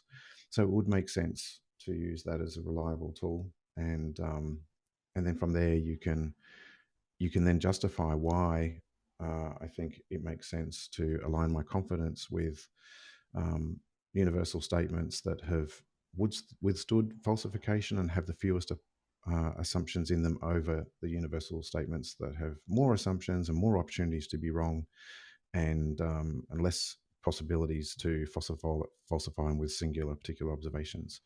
So that sort of makes sense to me from the logical absolutes, and I'm relying on the logical absolutes because they have stood the test of time, so they seem to be a very reliable tool to rely on. At the end of the day, are they still subject to the problem of induction? Yeah. Can I be 100% sure? No. It's like an attitude I adopt. And I'm always looking for better ways. Yeah, and like you've said before, which I agree with, if there's something better, then I want to use it. Yeah. But I need sufficient reasons to be confident that method is going to be better than, laws of logic and whatever else. Yeah. And being open to being shown better ways, I think, is important. Yeah. Trying to reset our biases. Well, that's why I cast my net out wide. That's what I love about street epistemology, because it helps me to overcome my own bias. Like, that's how I get outside of my head. I explore other people's beliefs, and even though my biases might get in the way, if I'm particularly identified with a belief, the more I do it, the more humbled I become, and the more I tend to reflect on things. And sometimes I don't notice it in the conversation, but I might notice it 2 hours later, and then I want to go and revisit it. So, yeah. Awesome. Looks like we have Mead is back. Welcome back, Mead.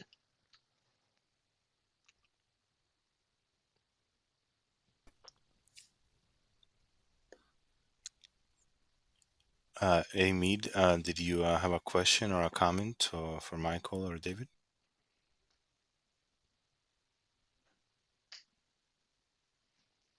He might have a problem with his connection because he's unmiked, but there's nothing coming out. So, Mead, if you step out of the room and come back, perhaps? While they're doing that, I was just going to check in with you, Michael. We're coming up on 2 hours. You're welcome to stay as long as you'd like, but just know that if you have other obligations, you're not obligated to stay any longer than you need to. We'd be delighted if you stayed, but just giving you an off ramp there, just in case you need it. Just want to check in with you about time. Yeah, thanks for that. I've got the Australia Friendly event on the SE Discord server that's starting in an hour's time, and I got us.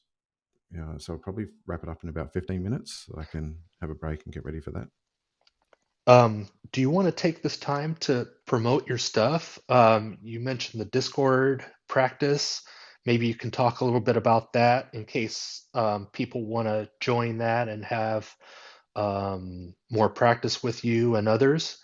And then if you wanted to tell us more about your YouTube channel, just whatever you want us to know about you. Okay.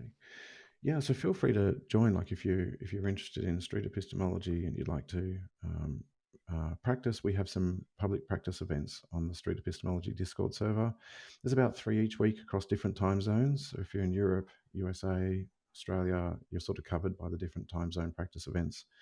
The one that I help with is this is Sunday Australian Eastern Standard Time for me. I think it's Saturday in the US, and so it's 10 a.m. to 12 p.m.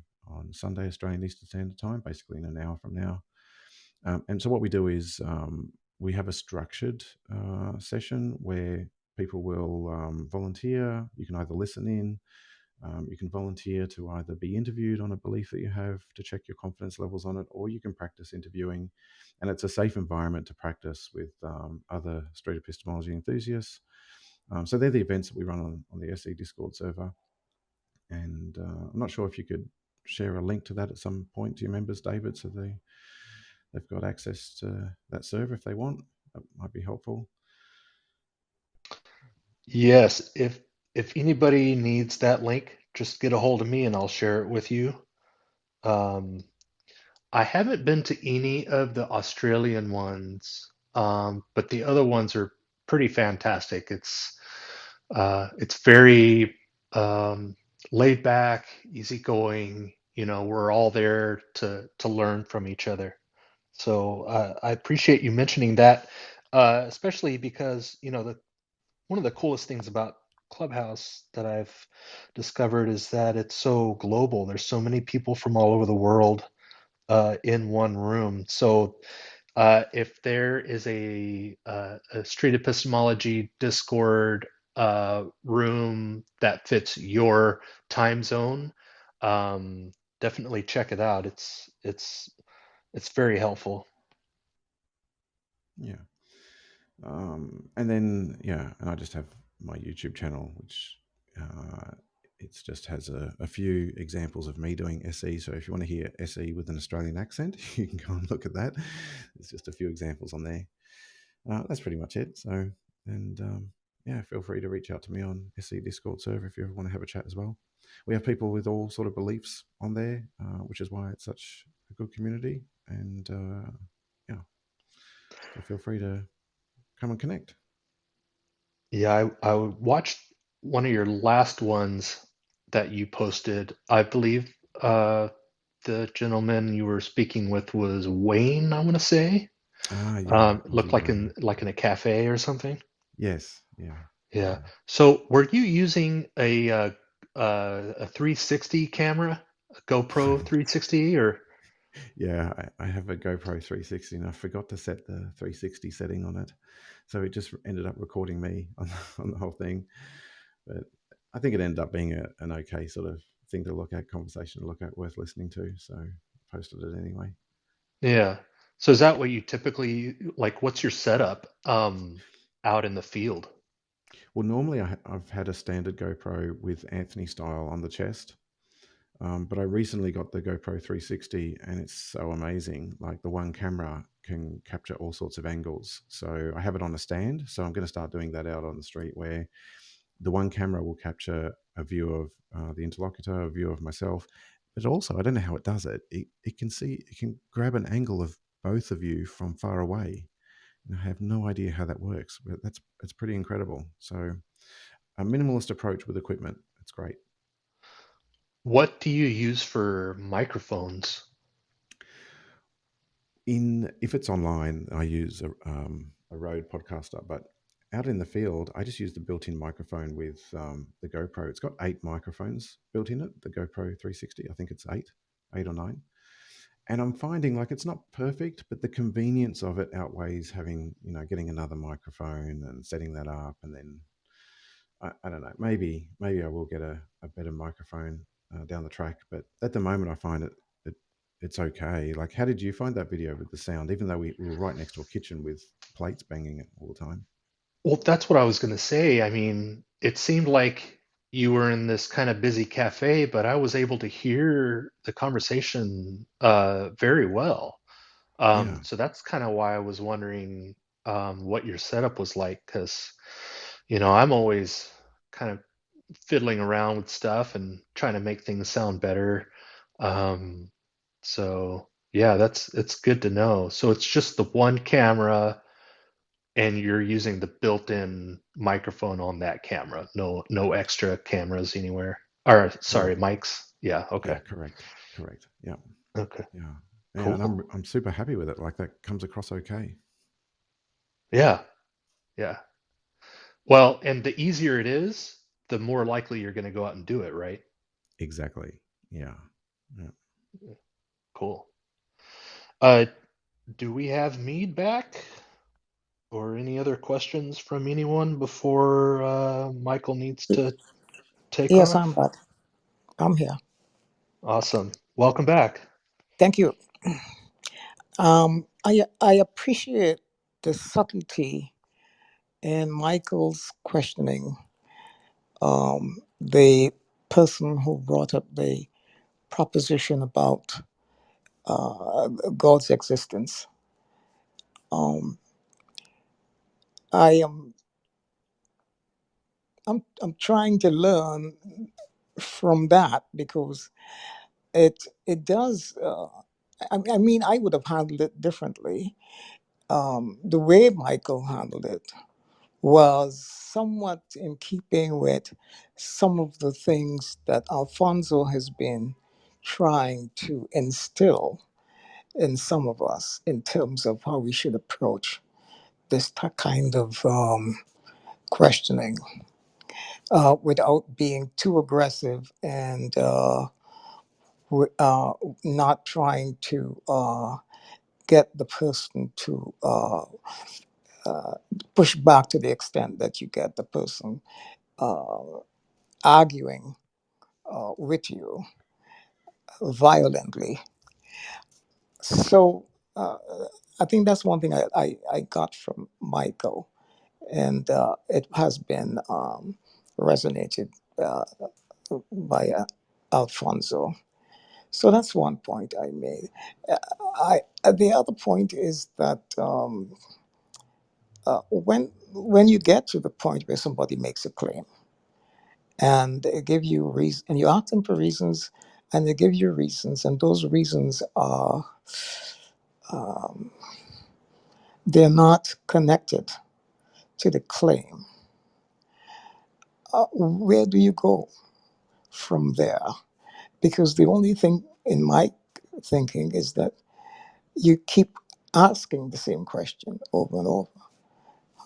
What reasons you have, and is there another reason that you think fits the conclusion? So I'd like to know how would Michael have ended his questioning on that particular proposition that was raised. Yeah, that's a really good question. So we've got to maintain rapport, because if we lose rapport, then there's defensiveness, and all of our goals just sort of fall apart. So if I'm hearing a reason that doesn't seem to be connected to the claim to me, then I want to be curious about how my interlocutor is seeing it connect with the claim. But at the same time, I don't want to annoy the interlocutor by asking over and over again, how does this work? How does this work? I'm not seeing it. So for me, it's a balance of checking in, and I often just thank them for having patience with me if I'm not seeing it. So I would say something like, I really appreciate you having the patience with me. I'm unable to see how that connects with the claim. Can you help me to explore that further? Would you be okay if we stayed on this so that I could try to understand it? Would that be all right? And I really appreciate your patience with me on that. So yeah, it's like I see this person that I'm talking to, as being super helpful to me, and if they are willing to give me the time to help me to understand how they're seeing it, and I want to be appreciative of that. And so that's how I do it. I check in and I ask them for permission. I show them that I appreciate them having the patience with me to try and understand it. And if it gets too long, like if I'm still not seeing, and I'm offering, I'm seeing it's a bad reason, and that's the way I'm seeing it, and I've gone through all of my hypotheticals, and I'm saying, well, if someone, hypothetically speaking, if someone was to say that, this is not a good reason because of this, this, and this, after I've asked the open-ended questions to see if it would come from them first, and I'm still getting dissonance or responses that don't make sense, I might think about just ending the conversation and going, we've had some things to think about. I don't think I can move forward with it until I can get over that. I really appreciate the time. I need to have some time to process this. Yeah, let's talk about what's going on in your life? And what else is going on? And I'd change the topic and change the subject if I was in a coffee setting or something like that. That's generally my approach. Yeah, that's really well said. And I think,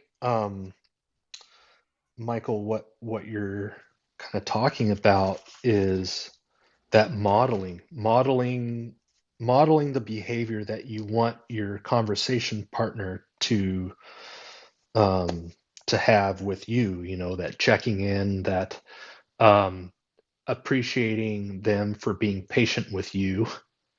And it's all genuine too. Yeah. This can't be faked at all.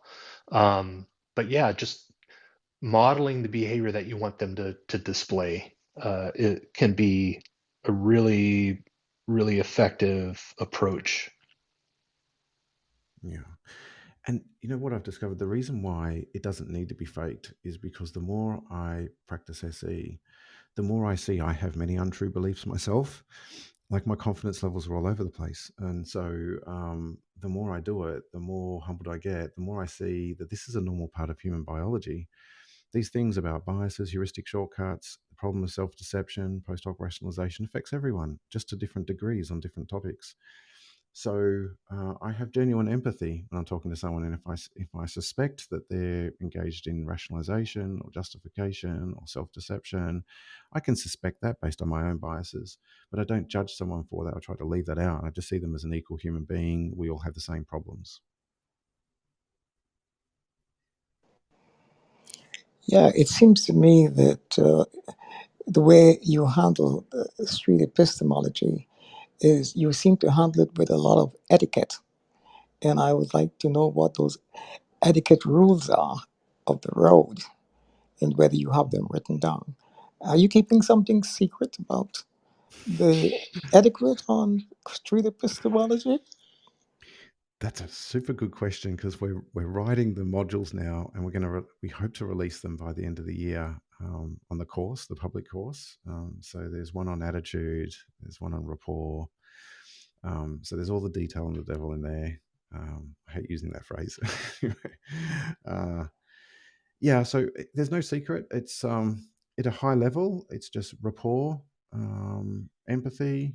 My goal is to understand. My goal is rapport, fully understand the claim, try to get them to confirm that I've fully understood the claim. That to me is a win. Like if I can come away from a conversation with good rapport, then that's a win for me. I don't even need to explore epistemology. I can always have a conversation later about epistemology.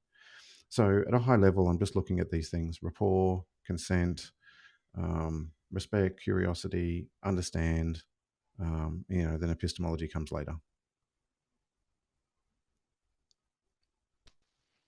Yeah, some good clues that might inform you that your conversation is going well is if they want to keep talking or if they want to have another conversation sometime in the future.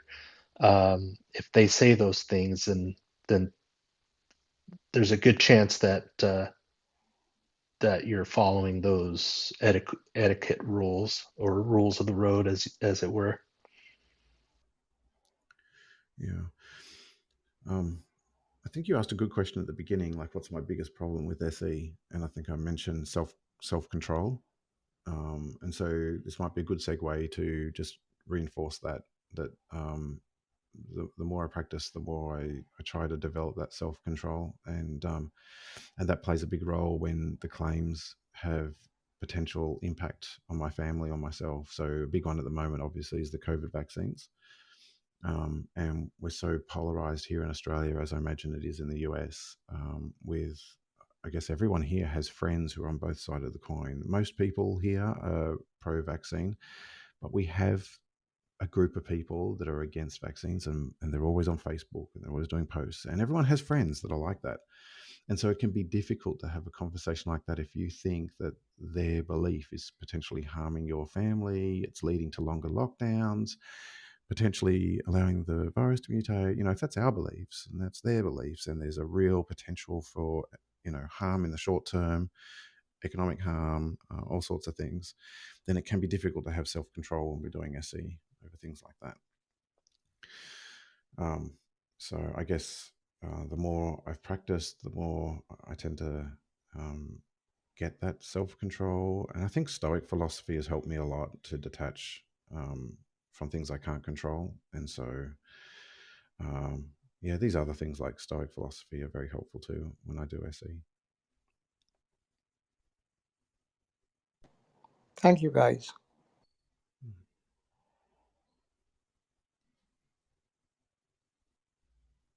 Should we invite all the audience to join in a roundtable type scenario? And Yeah, Mead, if you want to stay up on the stage, and we'll invite anybody else who wants to come up to the stage, and we'll have open discussion. Thanks, Michael, so much for being with us today. If you have anybody that you think might want to be a special guest in our room, just have them contact me and we'll set it up. I love having people like you here with us to kind of help us out and help us learn more. It's been just a great pleasure to have you here. And hopefully maybe in the future you can come back and hang out with us again. Yeah, I loved it. I really enjoy it. I really appreciate the invite, and I love the fact that you're having these cordial, open discussions about these things. So keep up the good work, and yeah, thank you for inviting me to come along. It was a pleasure, and I feel very grateful to have been here to have these discussions with you guys. So thanks very much. And having said that, I probably should head off to get ready, but yeah, I hope to keep contact with you all and talk to you again soon. Yes, please stay in touch. Yeah. thank you, and yeah, it's been a real pleasure meeting you. Good luck with all your projects. Yeah, likewise. All right. So thanks, everyone, and thanks for listening and participating, and I'm sure I'll catch you all again at some point. Take care. Sounds good. Yeah, we're supposed to have Rom next week, I believe. So yeah, we're pretty excited about that. Yeah, Rom is awesome. He's really cool. Yeah, I've learned a lot from Rom. So yeah. Look, I actually might try and listen in on that one. I'll find out when it's on. Well, were you normally here our Saturday afternoons, Pacific time, noon, 3 o'clock Eastern, Oh, it's earlier, on isn't it? Saturdays. Yeah. Yeah. There'll be a So recording, I guess. So yeah, there's usually recording. Let me know if you need access to anything that I might have for you too. thanks, David. Yeah, cool. Absolutely. All right. Well, take care. Talk to you again soon. All right. Take care. Bye-bye.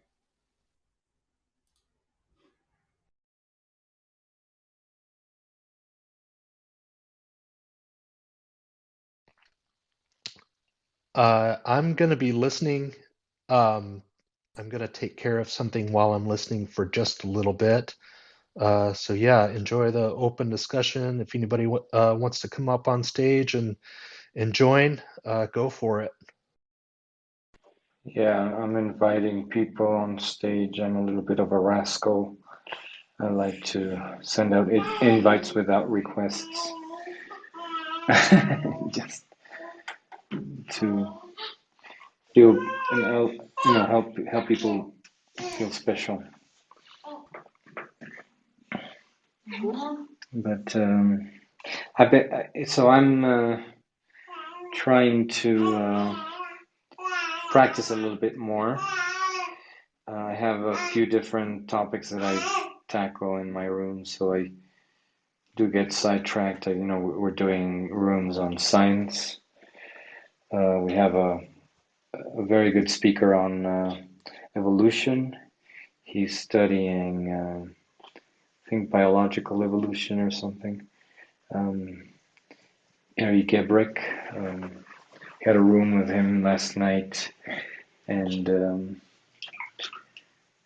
we're also doing rooms. We're going to start doing rooms on religion, so on world religions, probably in the next few days, just to be more informed and be able to perhaps ask the right questions. So yeah, and I do want to do some SC practice rooms. It's not easy. I tried one this morning, and I think the ideal is to have the SC session kind of emerge naturally. So I think that's what I'm working on right now, personally.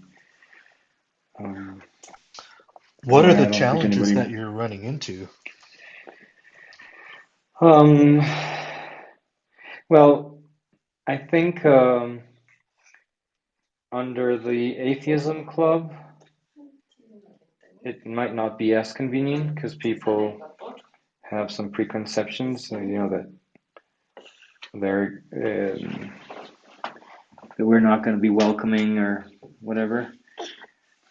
We used to have very heated discussions a couple of months ago, and we've been changing that. So we do have a few people who come in and don't feel threatened.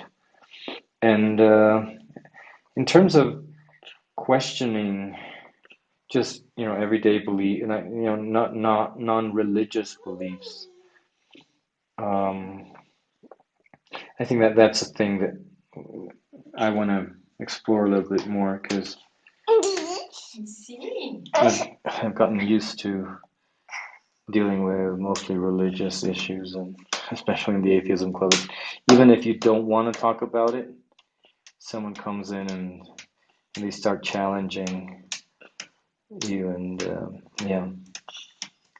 You can practice on me. Oh, like always, Rob. When I make a claim? I'll make a claim. My claim is that agnosticism is a cop-out. Okay. How sure are you? How certain are you about this claim?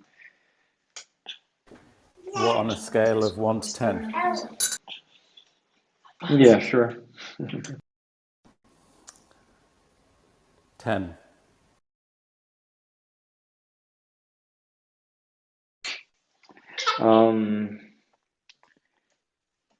So why do you think?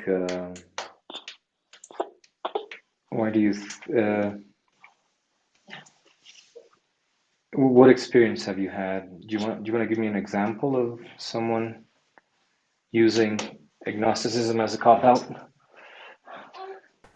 I was in an agnostics room the other day, and they were explaining why they were agnostics, because and I think the argument essentially went along the lines of, well, you can never really know anything for sure, so there's always a level of doubt, and I just didn't like that. Okay.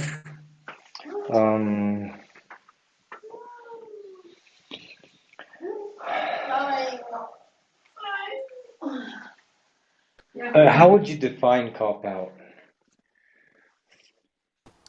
So it's I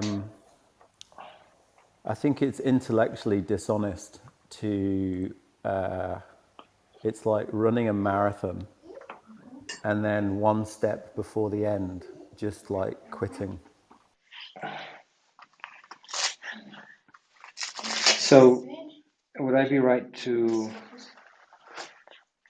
say that your view on an agnostic's claim is not to be willing to go to the end of to the hardest consequences?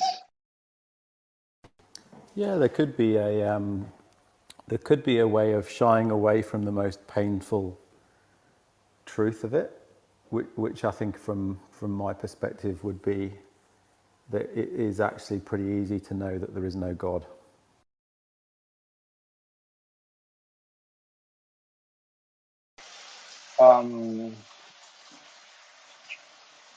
Why do you think they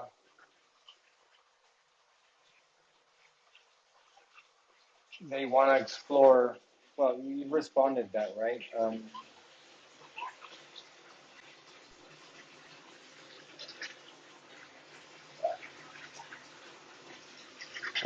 I'm crap at this. I, I would probably ask Rob what Rob means by agnosticism. Well, I think they often refer to that kind of matrix of you have two orthogonal axes on the graph, right? You have the theist atheist axis, which is, you either believe in a god or gods, or don't believe in a god or gods. And Mm-hmm. then the orthogonal axis is you either know it or you don't know it, which is Gnostic or agnostic. So I Right. suppose it's knowing, isn't it? It's knowing and not knowing. So you either know that there's a God or you don't know that there's a God, or you know that there's not a God or you don't know that there's not a God. And I think that's how they define it. Yeah. How do you define it though? Well, I I define it in the same way. I just take issue with the argument that you can never know anything for sure, because it's like self-evident, right? You're obviously, well, from a number of different reasons, but there are truths in the universe that we will never be able to prove. It doesn't matter how much research or knowledge we collect. There are some things that are true that you just can't prove. And then I would say, well, okay, so sure, you can't prove them, so you can't know them 100%. But then, for me, you're like, why do we even have this word Gnostic and agnostic? Like, surely they're defining two different states.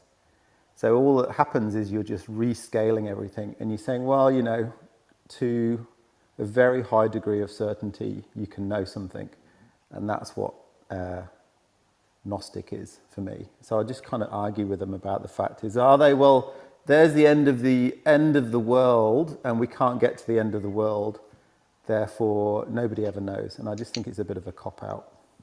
Mm-hmm. What would you rather them call themselves?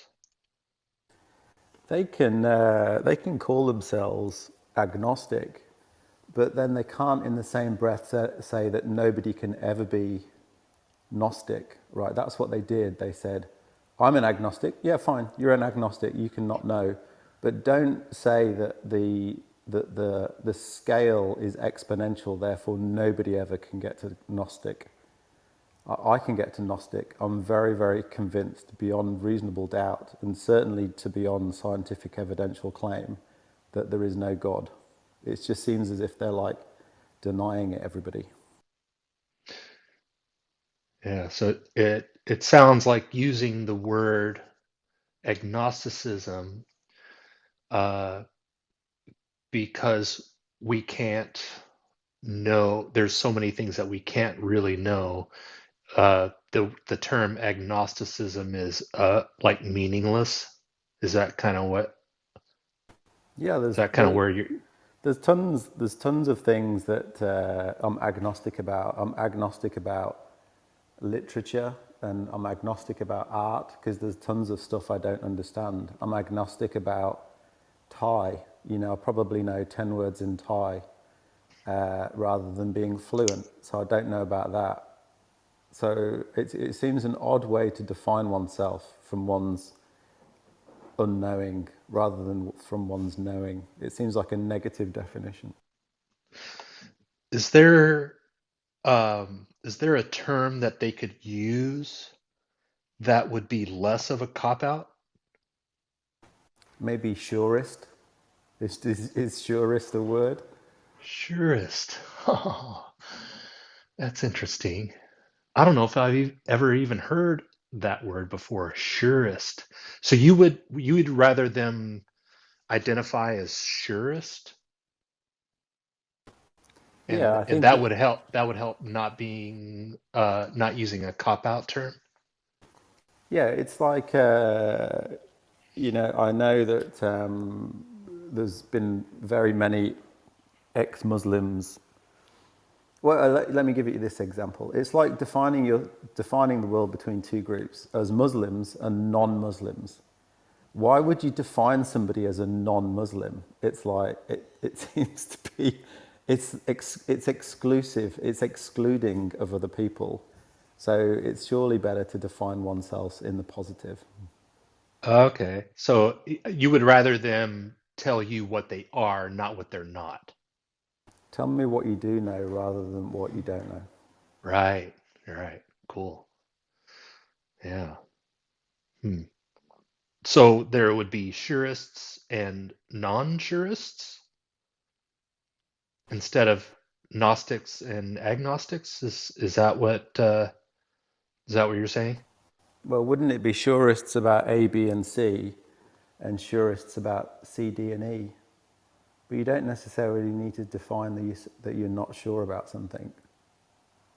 Okay. It's defining in the positive rather than defining in the negative or the lacking. Okay. That's interesting.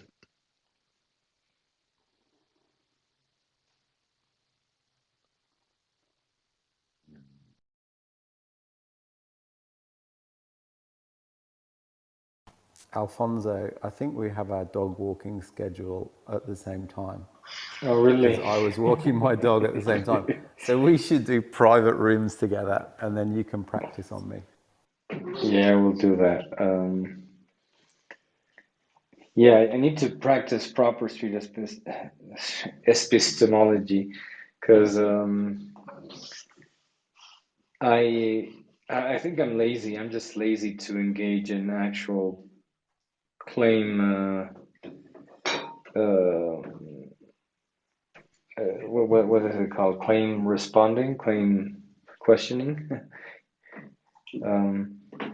What I do when I engage with someone is so I just have a conversation and I ask them to share with me, and it doesn't have to have, and it doesn't and I don't focus on one claim, but rather just get to know the person and then identify points. That feels more organic to me. But I think if I trained the way it's being done in the method that's being developed with the survey, the street epistemology survey and everything, it would be very good exercise for me. We can practice on each other because although I'm very curious, I think I would incredibly fail on the category of not having any preconceived ideas on engaging in a conversation because I think I would be poor at that.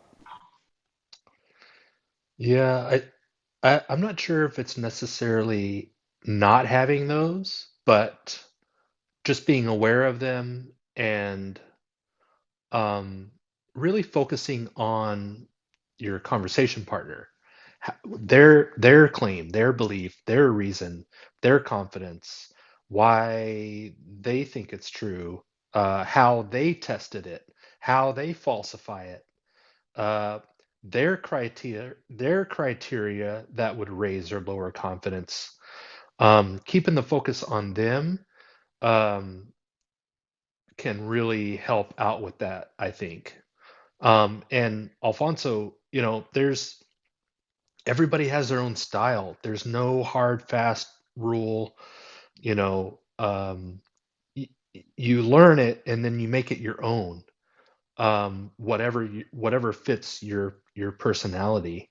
But I wanted to say that, and I don't know if I've sent these to you, but I have a couple of things that kind of help me out as like a guide so that I stay on target, that I can send you that might help as just like a quick reference, um, to kind of help you in between the gutters, so to speak.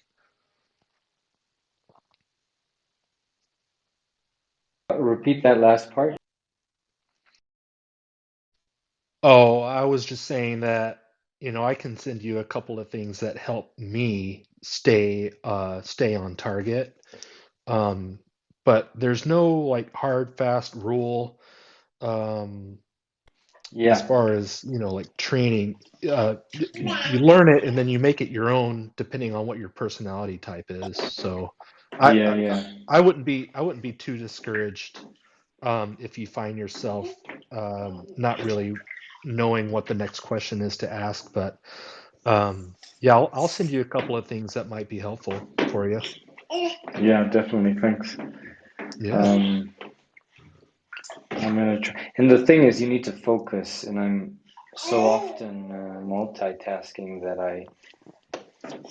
in this morning's room, I had, a good, probably almost an hour of good focus, and then, I need to do things, and people start talking to me, but yeah, I think separating a time and where you're able to focus with your interlocutor is important. Yeah, for sure. That goes back to, modeling the behavior that you want your conversation partner to display. And, if they're multitasking and doing other things while you're trying to ask questions, then that can be kind of a barrier. So, yeah, it does take focus. It does take, really paying attention to what they're saying so that you're able to steelman them. If you get into the habit of every time somebody is telling you something, if you get in the habit of uh, just expecting to have to repeat back their strongest version of what they're saying, then that you get into the habit of really listening very carefully and being able to repeat back to them what they're saying. And like we mentioned before, that does two things. Number one, it's checking in with them to make sure that you're understanding them correctly. And also number two, it's demonstrating to them that you're listening to them, and that can really bring defenses down and help move into more of a productive conversation that they may have never had with anybody. It's possible that you're the first one that's ever really paid attention to what they're saying about this, no matter what the claim is. But if someone is being heard and being listened to, you're going to get a lot further going that route. I think. And there you have it. If you want to join the conversation, we're normally on Clubhouse in the Atheism Club, Street Epistemology Room,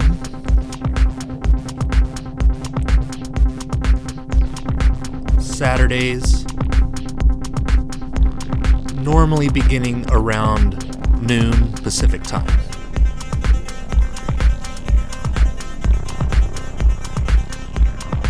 And again, our thanks go out to Alfonso for opening and creating the room, to Early for facilitating the room, and for Michael, our special guest, for hanging out with us and helping us learn more about street epistemology. Again, check out his information in the description. Until next time, keep asking questions.